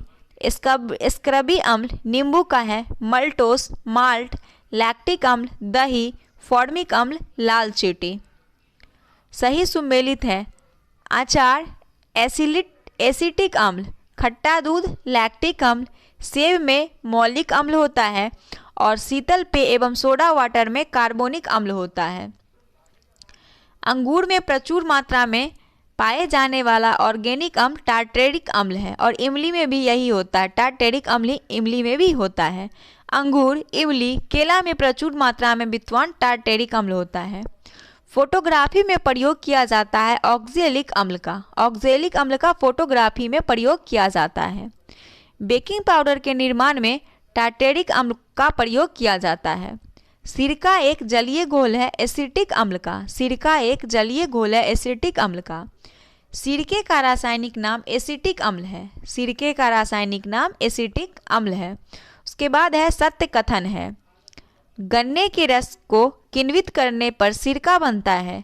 सिरके में एसिटिक अम्ल उपस्थित होता है। सिरका एक परिरक्षक के रूप में प्रयुक्त होता है। ये कथन जो है सही है। अब है विस्फोट पदार्थ। इसमें हाइड्रोजन एवं ऑक्सीजन, ऑक्सीजन एवं एसिटिलीन, मीथेन एवं वायु तथा कार्बन डाइऑक्साइड एवं मीथेन गैस युग्मों में से वह मिश्रण जो खाने में अधिकतर होने वाले विस्फोटों का कारण है। तो खानों में मतलब खान वगैरह फैक्ट्री वगैरह में जो विस्फोट होने का कारण है वो मीथेन एवं वायु है। क्या है? मीथेन एवं वायु। खानों में अधिकतम विस्फोट होता है मीथेन के साथ वायु मिलने से। ट्राइनाइट्रोटाइलून TNT इसका शॉर्ट फॉर्म है। ट्राइनाइट्रोग्लिसरीन, साइक्लोटाइमेथिलीन, ट्राइनाइट्रोटेरीमीन RDX जिसको शॉर्ट फॉर्म है RDX, साइक्लोट्राइमेथिलीन ट्राइनाइट्रेमीन का शॉर्ट फॉर्म है RDX। पोटेशियम क्लोरेट तथा नाइट्रोक्लोरोफॉर्म में विस्फोटक नहीं होता है वो है नाइट्रोक्लोरोफॉर्म जो होता है वो विस्फोटक नहीं होता है।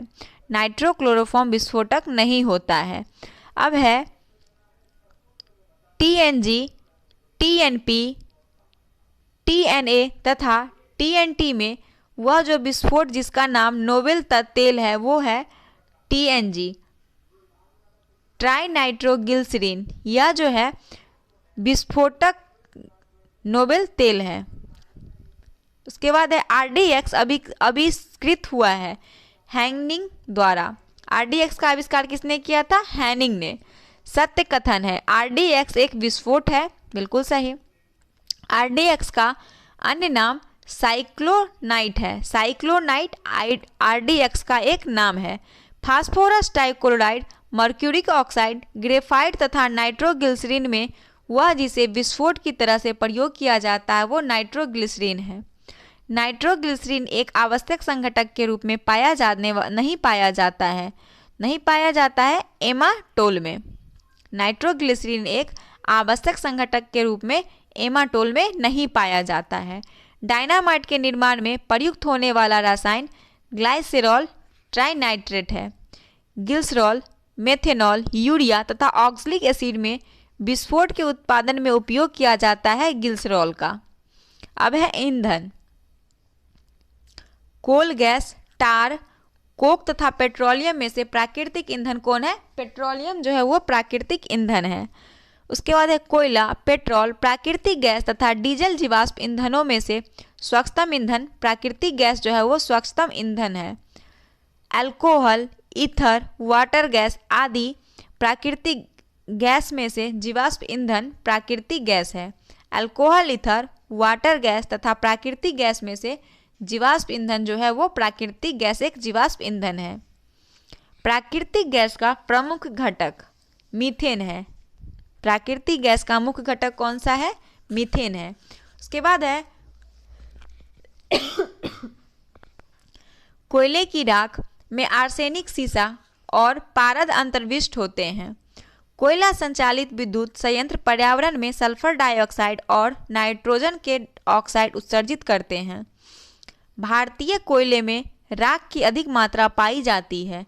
तो ये 1, 2 और 3 ये तीनों जो है बिल्कुल सही कथन है। हाइड्रोजन, चारकोल प्राकृतिक गैस तथा गैसोलीन में सबसे अधिक ईंधन माना जाता है हाइड्रोजन का। ऑक्टेन संख्या गुणवत्ता की माप है पेट्रोल की। सीटेन संख्या गुणवत्ता प्रांचल के रूप में प्रयुक्त होती है डीजल के लिए। सीनेट संख्या गुणवत्ता प्रांचल के रूप में प्रयुक्त होती है डीजल के लिए। डीजल इंजन में प्रयुक्त ईंधन डीजल की वाष्प और वायु है। खाना बनाने में प्रयोग की जाने वाली गैस मीथेन है। बायोगैस संयंत्र से निष्कासित वह गैस जो ईंधन गैस के रूप में उपयोग की जाती है वो मीथेन है। बायोगैस में मुख्यतः होता है कार्बन डाइऑक्साइड एवं मीथेन। गोबर गैस में मुख्यतः तत्व होता है मीथेन का। एक बायोगैस संयंत्र में होती है किण्वन प्रक्रिया। गोबर गैस प्रणाली का आविष्कार किया था डॉक्टर SB देसाई ने गोबर गैस प्रणाली का आविष्कार किया था। लिक्विड पेट्रोलियम गैस LPG का मुख्य अवयव है ईथेन, प्रोपेन और ब्यूटेन। LPG कौन सा गैस जिससे हम लोग घर में खाना बनाते हैं वो LPG।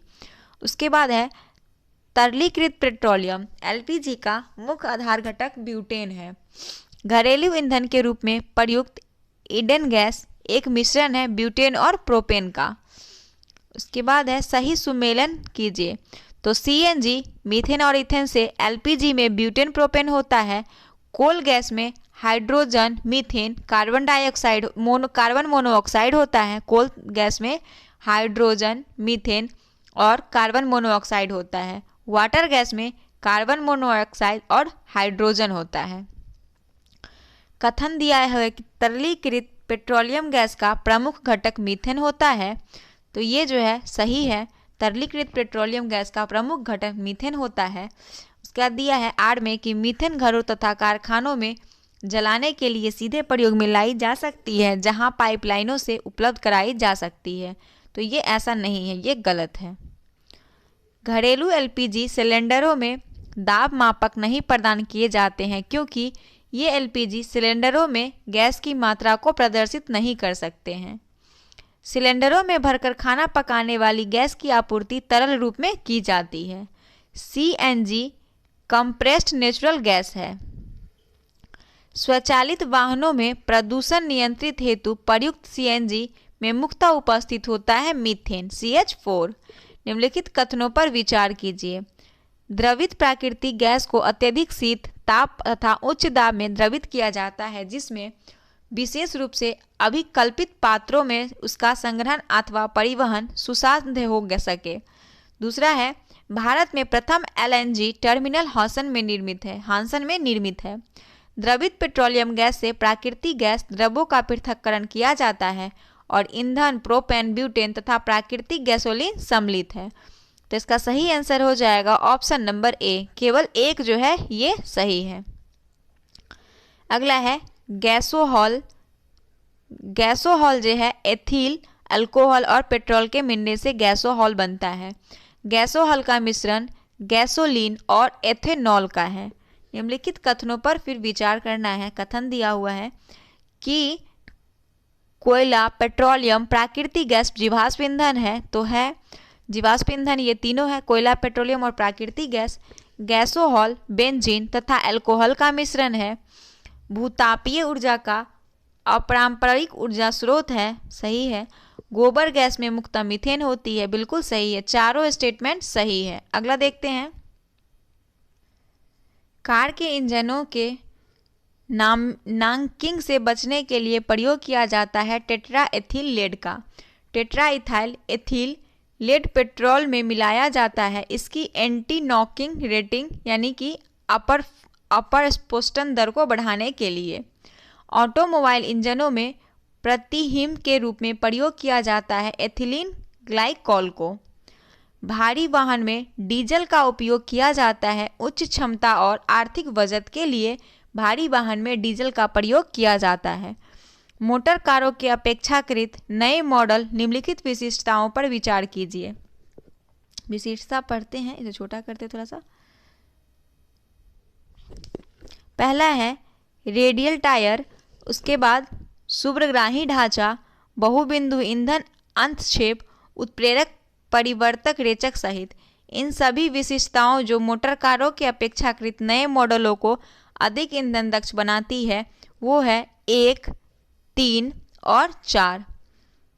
2 जो है वो नहीं है, इसमें हो जाएगा 1, 3 और 4। रेडियल टायर, बहुबिंदु ईंधन अंतक्षेप और उत्प्रेरक परिवर्तक रोचक सहित यह तीनों जो है मोटर कारों के अपेक्षाकृत नए मॉडलों को विशिष्टताएं देती है, विशिष्टताएं दक्ष बनाती है। उसके बाद है गाड़ियों को चलने के लिए हाइड्रोजन गैस सुविधाजनक रूप से ईंधन के रूप में प्रयोग में लाई जा सकती है यदि वह कम ताप पर किसी पदार्थ द्वारा शोषित हो ताकि वह निर्वातक द्वारा उत्पन्न तापमान पर मुक्त हो सके। भारत में पाए जाने वाला पदार्थ हाइड्राइड है। उसके बाद है शैवाल आधारित जैव ईंधन के उद्योग के संवर्धन में विकासशील देशों की संभावित सीमाएं। तो पढ़ते हैं। शैवाल आधारित जैव ईंधनों के उत्पादन में केवल समुद्र में ही संभव, महाद्वीप पर नहीं। शैवाल आधारित जैव ईंधन उत्पादन को स्थापित करने और इंजीनियरिंग करने हेतु निर्माण पूरा करने तक उच्च स्तरीय विशेषज्ञता प्रौद्योगिकी की जरूरत होती है। आर्थिक रूप से व्यवहार्य उत्पादन के लिए बड़े पैमानों पर सुविधाओं की स्थापना की आवश्यकता होती है जिसे पारिस्थितिकी एवं समाज सरोकार उत्पन्न हो सकते हैं। उपयुक्त में से सभी कथन जो है क्या है ये पूछ रहा है। तो 2 और 3 सही है। कौन? 2 और 3 सही है। अब है हमारा खाद्य संरक्षण, पोषण, औषधि आदि। खाने की वस्तु के परीक्षण में प्रयोग होता है सोडियम बेंजोएट का। फलों के रस को सुरक्षित रखने के लिए सोडियम बेंजोएट का उपयोग किया जाता है।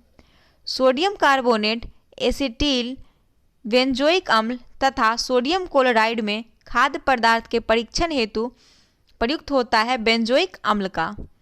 सोडियम क्लोरेट, पोटेशियम परमैंगनेट तथा ब्लीचिंग पाउडर में से वह जो शाकनाशक का उदाहरण है वह है सोडियम क्लोरेट। आलू के चिप्स प्लास्टिक थैलों में संकुलित किए जाते हैं नाइट्रोजन वातावरण में। किसमें? नाइट्रोजन वातावरण में। प्रशीतन खाद्य परिरक्षण में मदद करता है। प्रशीतन खाद्य परिरक्षण में जैव रासायनिक अभिक्रियाओं की दर कम करने में मदद करता है। अगला है नियॉन ऑक्सीजन तथा फ्रियोन में से वह समान प्रशीतक जिसको घरेलू प्रशीतकों में प्रयोग किया जाता है वो है फ्रेयॉन। कच्ची चीनी को रंग विहीन करने हेतु जिस चारकोल का प्रयोग किया जाता है वह है एनिमल चारकोल। कौन? Animal charcoal. शहद का प्रमुख घटक जो है वो फ्रुक्टोज या फल संकरा है। फ्रुक्टोज, ग्लूकोज, माल्टोज तथा सुक्रोज में सबसे मीठी फ्रुक्टोज होती है। कथन 1 में दिया है कि सुक्रोज की अपेक्षा प्रतीप संकरा यानी कि इन्वर्ट शुगर अधिक मधुर होती है। बिल्कुल सही है, अधिक मधुर होती ही है। प्रतीप संकरा को सुक्रोज के जल अपघटन से प्राप्त किया जाता है। तो यह दोनों सही है, लेकिन RA का सही व्याख्या नहीं करता है। बाजार में बिकने वाला एस्पर्टेम कृत्रिम मधुरक है। यह एमिनो अम्ल से बना होता है और अन्य अमीनो अम्ल के समान ही कैलोरी प्रदान करता है। फिर भी यह भोज्य पदार्थ में कम कैलोरी मधुरक के रूप में इस्तेमाल होता है। उसके इस इस्तेमाल का आधार क्या है? तो एस्पर्मेट जो है सामान्य चीनी से कई गुना अधिक मीठा होता है। अतः थोड़े से एस्पर्टेम में बने भोज्य पदार्थ ऑक्सीकृत होने पर कम कैलोरी प्रदान करते हैं। उसके बाद है एस्प्रिन मिलती है। एस्प्रिन एक पेड़ से मिलती है। किससे? एस्प्रिन एक पेड़ से मिलती है और एस्प्रिन एंटीपायरेटिक एवं एनाल्जेसिक है। क्या है? एंटीपायरेटिक एवं एनाल्जेसिक है एस्प्रिन, और यह एक पेड़ से मिलती है।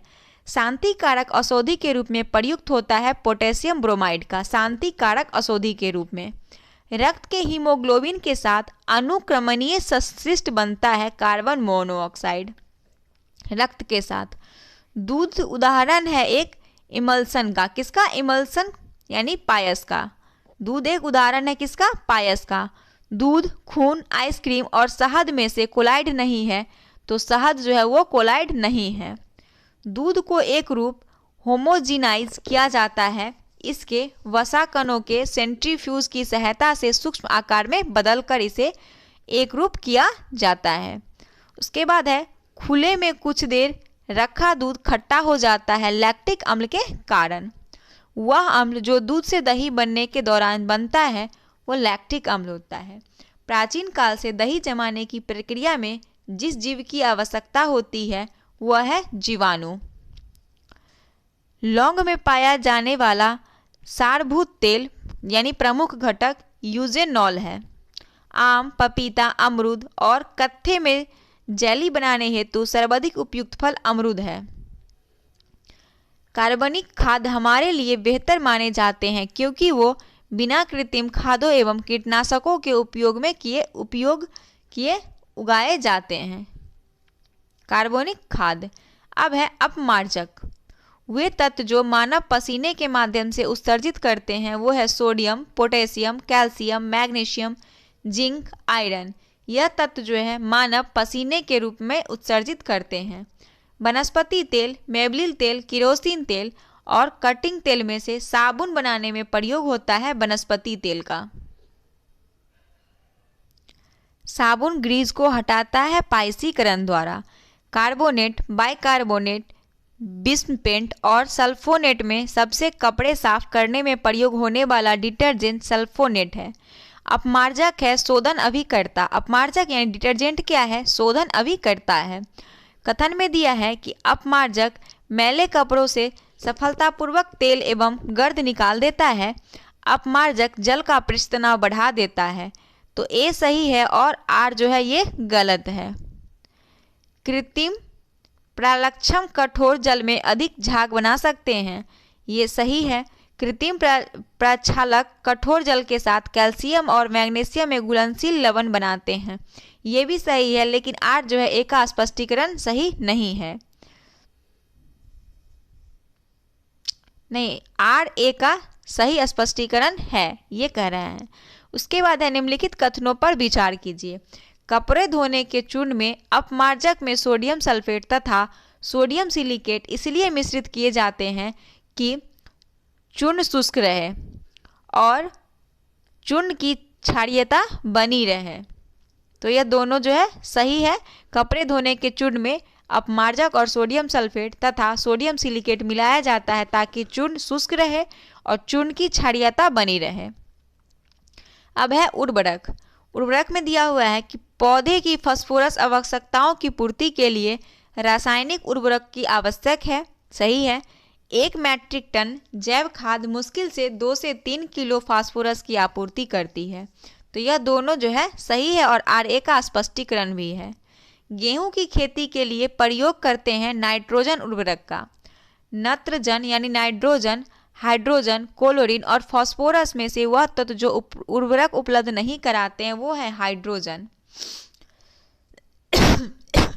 उसके बाद है सही सुमेलित है। पादप पोषक तत्व और कार्ड। नत्रजन वृद्धि का विकास, फास्फोरस जड़ का विकास, पोटेशियम स्टोमेटा के खुलने का बंद होने का नियंत्रण और बोरॉन जो है वो रोग प्रतिरोधकता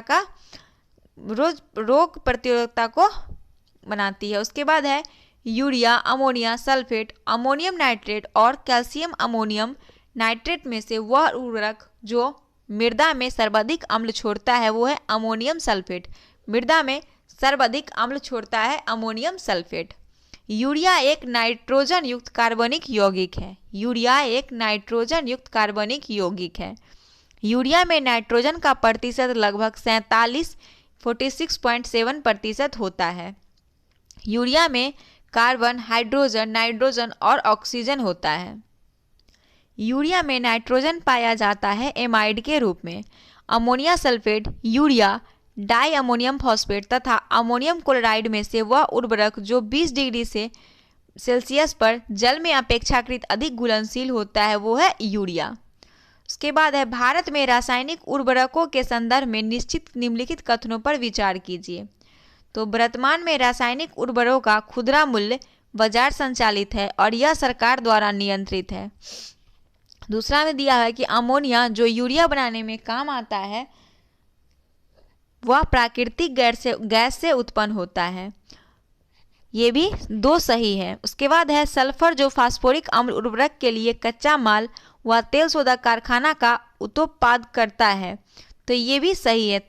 2 और 3 सही है, 1 गलत है। उसके बाद है 1 किलोग्राम नत्रजन की आपूर्ति के लिए आवश्यक यूरिया की मात्रा होगी 2.2 किलोग्राम। कृषि नाइट्रोजनी उर्वरकों के अत्यधिक अनुपयुक्त उपयोग के प्रभाव के संबंध में निम्न कथनों पर विचार कीजिए। तो कथन पढ़ते हैं। पहला कथन है नाइट्रोजन यौगिकरण सूक्ष्म जीवों का मिट्टी में प्रचुर भवन होता है, यानी कि प्रोलिफरेशन हो जाता है। मिट्टी की अम्लता में बढ़ोतरी हो सकती है। भौम जल यानी कि ग्राउंड वाटर में नाइट्रेट का निष्छालन यानी लीचिंग हो सकता है। तो यह केवल 2 और 3 सही है। मिट्टी की अम्लता में बढ़ोतरी हो सकती है और भौम जल के नाइट्रेट का निष्छालन हो सकता है, ये दोनों सही है। उसके बाद है जिस रूप में पौधे नाइट्रोजन प्राप्त करते हैं वो है नाइट्रेट। नाइट्रेट के रूप में पौधे नाइट्रोजन प्राप्त करते हैं।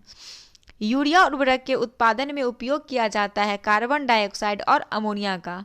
भारत सरकार कृषि में नीम आलेपित यूरिया के उपयोग को प्रोत्साहित करती है क्योंकि नीम लेप मृदा में यूरिया को घुलने की दर को धीमा कर देता है।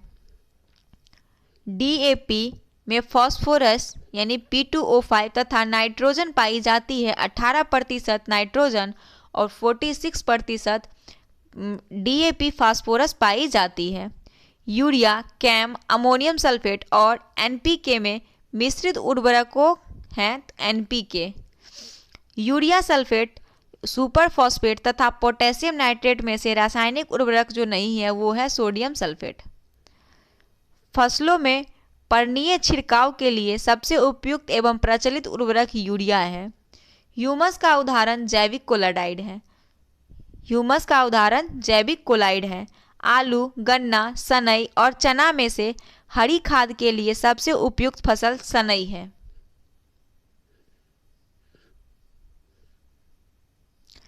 सुमेलित है। नीलहरित शैवाल धान से राइजोबियम लेक्यूमिनीसेरम, मटर से राइजोबियम लेक्यूमिनीसेरम, मटर से एजोटोबैक्टर, गेहूं से। नीलहरित शैवाल धान से राइजोबियम, मटर से एजोटोबैक्टर, गेहूं से संबंधित है। अब है विविध से संबंधित जो भी प्रश्न बनेगा इसे इसमें कवर करते हैं। तो सबसे पहले है कि वर्ष 2019 में रसायन के क्षेत्र में नोबेल पुरस्कार किसे दिया गया था। तो ये दिया गया था लिथियम आयन बैटरी को विकसित करने के लिए। किसके लिए? लिथियम आयन बैटरी को विकसित करने के लिए पुरस्कार 2019 में नोबेल पुरस्कार दिया गया था। उसके बाद है कथन और कारण। ओजोन जल के सूक्ष्म जीवों को मार देती है, तो सही है, ओजोन एक रेडियो एक्टिव नहीं है। आर दोनों सही है, ए और आर दोनों सही है। आर जो है ए का सही व्याख्या नहीं है सिर्फ। मच्छर भगाने वाली दवा में सक्रिय रसायन एलिथ्रीन होती है, एलिथ्रीन। फायर अलार्म में प्रयोग किया जाता है फोटोसेल का। फायर अलार्म जो होता है उसमें फोटोसेल का प्रयोग किया जाता है। और कार्बन डाइऑक्साइड, हाइड्रोजन, ऑक्सीजन और सल्फर डाइऑक्साइड में अग्निशामक कम जो होता है वो कार्बन डाइऑक्साइड गैस कम अग्निशामक होता है। कार्बन डाइऑक्साइड, हाइड्रोजन, ऑक्सीजन और सल्फर डाइऑक्साइड में अग्निशामक में काम कौन सा आती है? तो वो है कार्बन डाइऑक्साइड, जो अग्निशामक में काम आती है आग बुझाने में। आग बुझाने वाले संयंत्र में कार्बन डाइऑक्साइड पैदा होती है सोडियम बाइकार्बोनेट तथा सल्फ्यूरिक अम्ल की प्रतिक्रिया से। उसके बाद है सोडा वाटर की बोतल खोलने पर निकलने वाली गैस कार्बन डाइऑक्साइड है। यह यौगिक जिसका उपयोग अग्निरोधक कपड़ा बनाने में किया जाता है वो एल्युमिनियम सल्फेट है। पायरेथ्रम, रोटिनोन तथा इफेंड्रिन में से मच्छर प्रतिकर्षी के रूप में प्रयोग किया जाता है पायरेथ्रम का। मच्छर कोलाई में प्रयोग होने वाला पायरेथ्रिन प्राप्त होता है एक बीजीय पौधे से। चूहे का जहर जिस रसायन पदार्थ से बनता है वो पोटेशियम साइनाइड होता है। Zinc sulphide, lead sulphide, calcium phosphate, zinc phosphide में से चूहा विष के रूप में प्रयोग किया जाता है जिंक फॉस्फाइड का। रोडेंटिसाइड वह रसायन है जिनका प्रयोग किया जाता है चूहे मारने के लिए, जिस प्रयोग किया जाता है चूहे का नियंत्रण करने के लिए। एल्युमिनियम फॉस्फाइड का प्रयोग किया जाता है कीटनाशक, धूमक तथा चूहानाशक के रूप में एल्युमिनियम फॉस्फाइड का उपयोग किया जाता है। सोडियम क्लोरेट, पोटेशियम परमैंगनेट एवं ब्लीचिंग पाउडर में से शाकनाशक का उदाहरण है सोडियम क्लोरेट। समस्थानिक 6C14 संबंध है फॉसिल्स यानी जीवाश्म की आयु निर्धारण से। कास्ट अस्थि और शंख की पुरातत्व नमूने का काल निर्धारण करने के लिए uranium 238, argon isotope carbon 14, strontium 19 से अपनाया जाता है कार्बन 14 को। कार्बन डेटिंग का प्रयोग किया जाता है फॉसिल्स की उम्र निर्धारित करने के लिए। रेडियोधर्मी डेटिंग एक प्रक्रिया है जिससे चट्टानों की उम्र मापी जाती है। पृथ्वी की आयु का मापन यूरेनियम विधि द्वारा किया जाता है। एक कार्बन क्रेडिट समतुल्य है 1000 किलोग्राम कार्बन डाइऑक्साइड के। सोडा कांच, पायरेक्स कांच, जेना कांच, क्रुक्स कांचों में से वह जो पराबैंगनी किरणें का विच्छेदन करता है वो क्रुक्स कांच है। क्रुक्स कांच जो है वो पराबैंगनी किरणों का विच्छेदन करता है। भारत सरकार कार्यरत है समस्थानिक प्रौद्योगिकी के साथ जिंक ब्रोमाइड, जिंक नाइट्रेट और जिंक ऑक्साइड तथा जिंक क्लोराइड में से जो यशद पुष्प कहलाता है वो जिंक ऑक्साइड है। मूत्रालयों के पास प्रायः नाक में चुभने वाली गंध का कारण अमोनिया है। उसके बाद है मृत मछली से निकलने वाली दुर्गंध का कारण अमीनो यौगिक है जिसको ट्राइमेथिलमीन कहते हैं। ब्रुकहेवन नेशनल लेबोरेटरी के वैज्ञानिक दल जिसमें भारतीय वैज्ञानिक भी सम्मिलित थे ने एंटी हेलियम केंद्रक के रूप में सबसे भारी एंटी द्रव उत्पन्न किया। एंटी द्रव उत्पन्न करने की विवक्षाएं हैं, तो इसे पढ़ते हैं क्या क्या है। तो सबसे पहले इसमें दिया है यह खनिज के पूर्वक्षण और तेल की खोज को अधिक आसान और कम महंगा बना दिया। ये गलत है। यह एंटी द्रव से निर्मित तारों और आकाशगंगाओं के होने की संभावना की जांच करने में सहायक हुआ, ये सही है। यह ब्रह्मांड के विकास की समझ विकसित करने में सहायक होगा, ये भी सही है। अगला है जो रसायन कृत्रिम बादल बनाने या कृत्रिम वर्षा के लिए प्रयुक्त है वो सिल्वर आयोडाइड है। नीला थोता कवकनाशी है। इयोसिन लाल स्याही, सिल्वर आयोडाइड कृत्रिम वर्षा, जिंक फॉस्फाइड कृतंकनाशी यानी कि रोडेंटनाशी है। अब है सही सुमेलित है हॉर्न सिल्वर, सिल्वर क्लोराइड, फिलास्कर ऊन, जिंक ऑक्साइड। चंद्रमा, पृथ्वी, सूर्य तथा मंगल में से मीथेन जिस ग्रह के वायुमंडल में उपस्थित है वह मंगल और बृहस्पति है।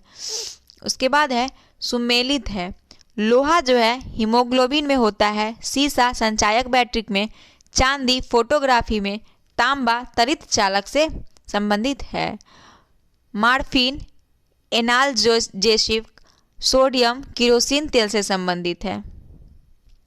बेरिक अम्ल एंटीसेप्टिक है, जर्मन सिल्वर मिश्र धातु है। भविष्य की धातु कहा जाता है टाइटेनियम को भविष्य का धातु कहा जाता है।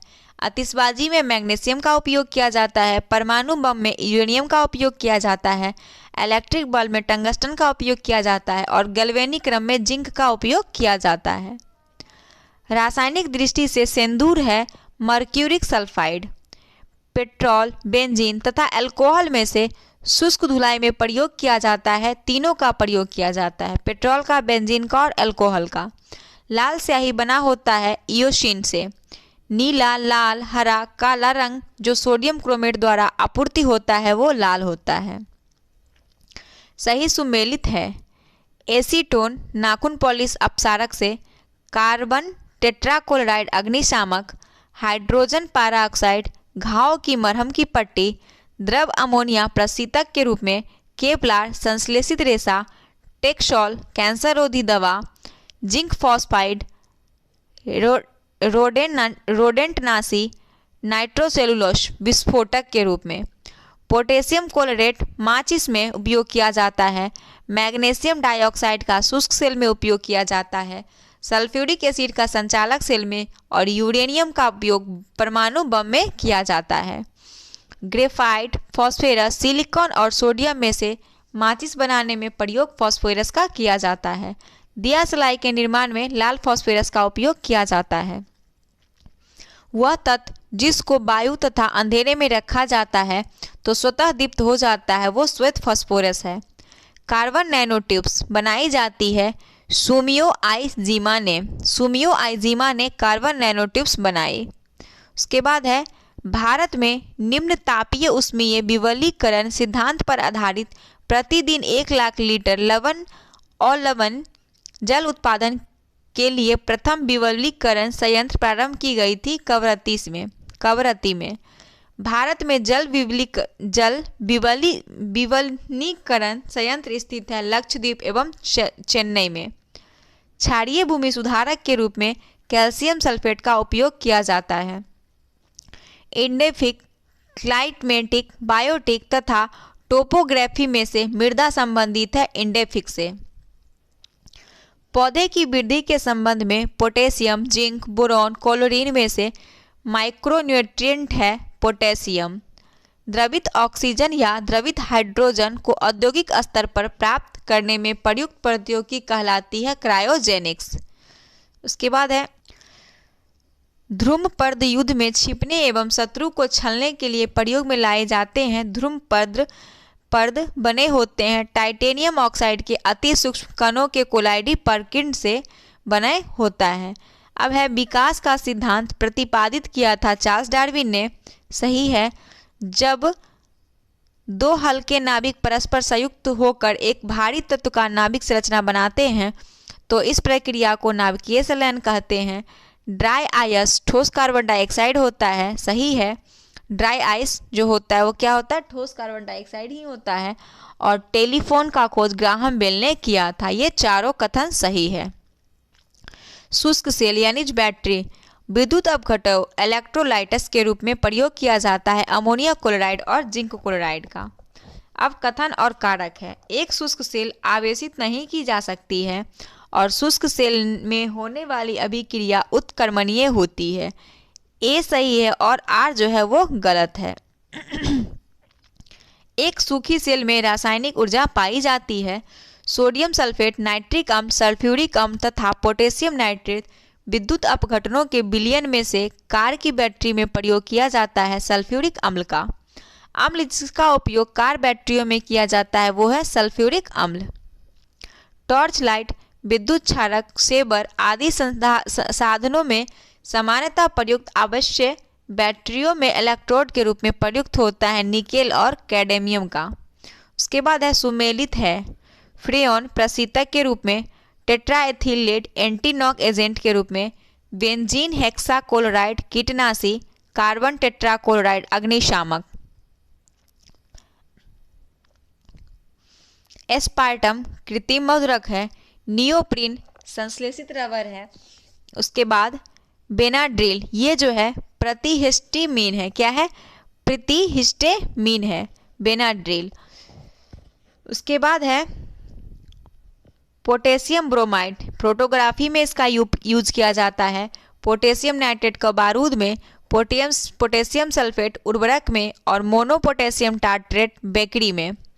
उसके बाद है सल्फर डाइऑक्साइड का अम्ल वर्षा में, फ्लोराइड प्रदूषण दांत में, मिथाइल आइसोसाइनेट भोपाल गैस त्रासदी से हुआ था और ओजोन रिएक्टता चर्म रोग से, ओजोन चर्म रोग से। अब देखते हैं कथन में दिया है फेनिल का प्रयोग एक घरेलू रोगनाशी के रूप में होता है। फेनिल का प्रयोग, तो ये सही है। फेनिल एक फिनॉल व्युत्पन्न है और फिनॉल एक प्रभावी रोगाणुनाशी है। तो यह दोनों कथन सही है और ए का सही कारण भी है। अगला है निम्नलिखित कथनों पर विचार कीजिए। कोक स्टील लोहे के उत्पादन में भट्ठी के स्फोटन के लिए मिलाए जाने वाले चार्ज की सामग्रियों में से इसका कार्य है अपापचय के रूप में क्रिया, ये सही है। और इसका 3 सही है, उष्मा की पूर्ति के लिए ईंधन के रूप में इसका कार्य करना, 1 और 3 सही है। सुमेलित है नेशनल टेक्नोलॉजी दिवस 11 मई, वर्ल्ड फोटोग्राफी दिवस 19 अगस्त, वर्ल्ड फोटोग्राफी दिवस 19 अगस्त को मनाया जाता है। नेशनल टेक्नोलॉजी दिवस 11 मई को मनाया जाता है और नेशनल स्पोर्ट्स दिवस 29 अगस्त को मनाया जाता है। नागासाकी पर बम गिराया गया था 9 अगस्त को। संयुक्त राष्ट्र ने वर्ष 2011 को नवोदिष्ट किया था। संयुक्त राष्ट्र ने 2011 को नवोदिष्ट किया था अंतर्राष्ट्रीय रसायन विज्ञान वर्ष के रूप में। सुमेलित है अल्मा आटा घोषणा लोगों के स्वास्थ्य की देखभाल से। हेंग समझौता अंतर्राष्ट्रीय बल अपहरण के नागरिक पहलुओं से संबंधित है। तलानोआ संवाद वैश्विक जलवायु परिवर्तन से। अंडर 2 गठबंधन net zero green house gas उत्सर्जन का लक्ष्य से है। भोपाल गैस त्रासदी 2 से 3 दिसंबर 1984 रात को। बिस्फेनॉल ए है, तो बिस्फेनॉल ए जो है एक खास संवेष्टन सामग्री के विकास के लिए प्रयोग में लाया जाने वाला रसायन है। चीन, यूके, स्विट्जरलैंड और ब्राजील वह देश है जिसमें गैसोलीन और इथेनॉल मिश्रित करना कानूनी अनिवार्य किया गया है, वो ब्राजील है। Phosgene, hydrogen cyanide, hydrogen sulphide तथा मीथेन में से वायु का अकार्बनिक गैसीय प्रदूषक हाइड्रोजन सल्फाइड और हाइड्रोजन साइनाइड है। पेट्रोलियम और डीजल के अधूरे जलने से उत्पन्न होता है carbon monoxide. HCl, NO3, H2SO4, H2CO3 में से जिस अम्ल की मात्रा वर्षा में सबसे अधिक होती है वो है H2SO4 सल्फ्यूरिक अम्ल। सबसे ज़्यादा अम्ल वर्षा के रूप में इसी का उपयोग किया जाता है। अम्ल वर्षा में carbon dioxide, nitrous dioxide, chlorofluorocarbon, methane गैसों का ग्लोबल वार्मिंग के प्रति आपेक्षिक योगदान है। तो सबसे पहले कार्बन डाइऑक्साइड, फिर मीथेन, फिर नाइट्रोजन ऑक्साइड, फिर ओजोन परत का। तो ये इसका याद रखिएगा और ये जो है बहुत इंपॉर्टेंट है, ये क्वेश्चन पूछा भी जाता है। तो ये था हमारा जीएस पॉइंटर का रसायन विज्ञान से संबंधित जो भी ऑब्जेक्टिव प्रश्न था इसमें हमने कवर कर दिया। और अगला टॉपिक जो हमारा आएगा वो होगा जीव विज्ञान यानी कि बायोलॉजी से संबंधित। तो चलिए मिलते हैं अगले वीडियो के साथ, तब तक के लिए धन्यवाद।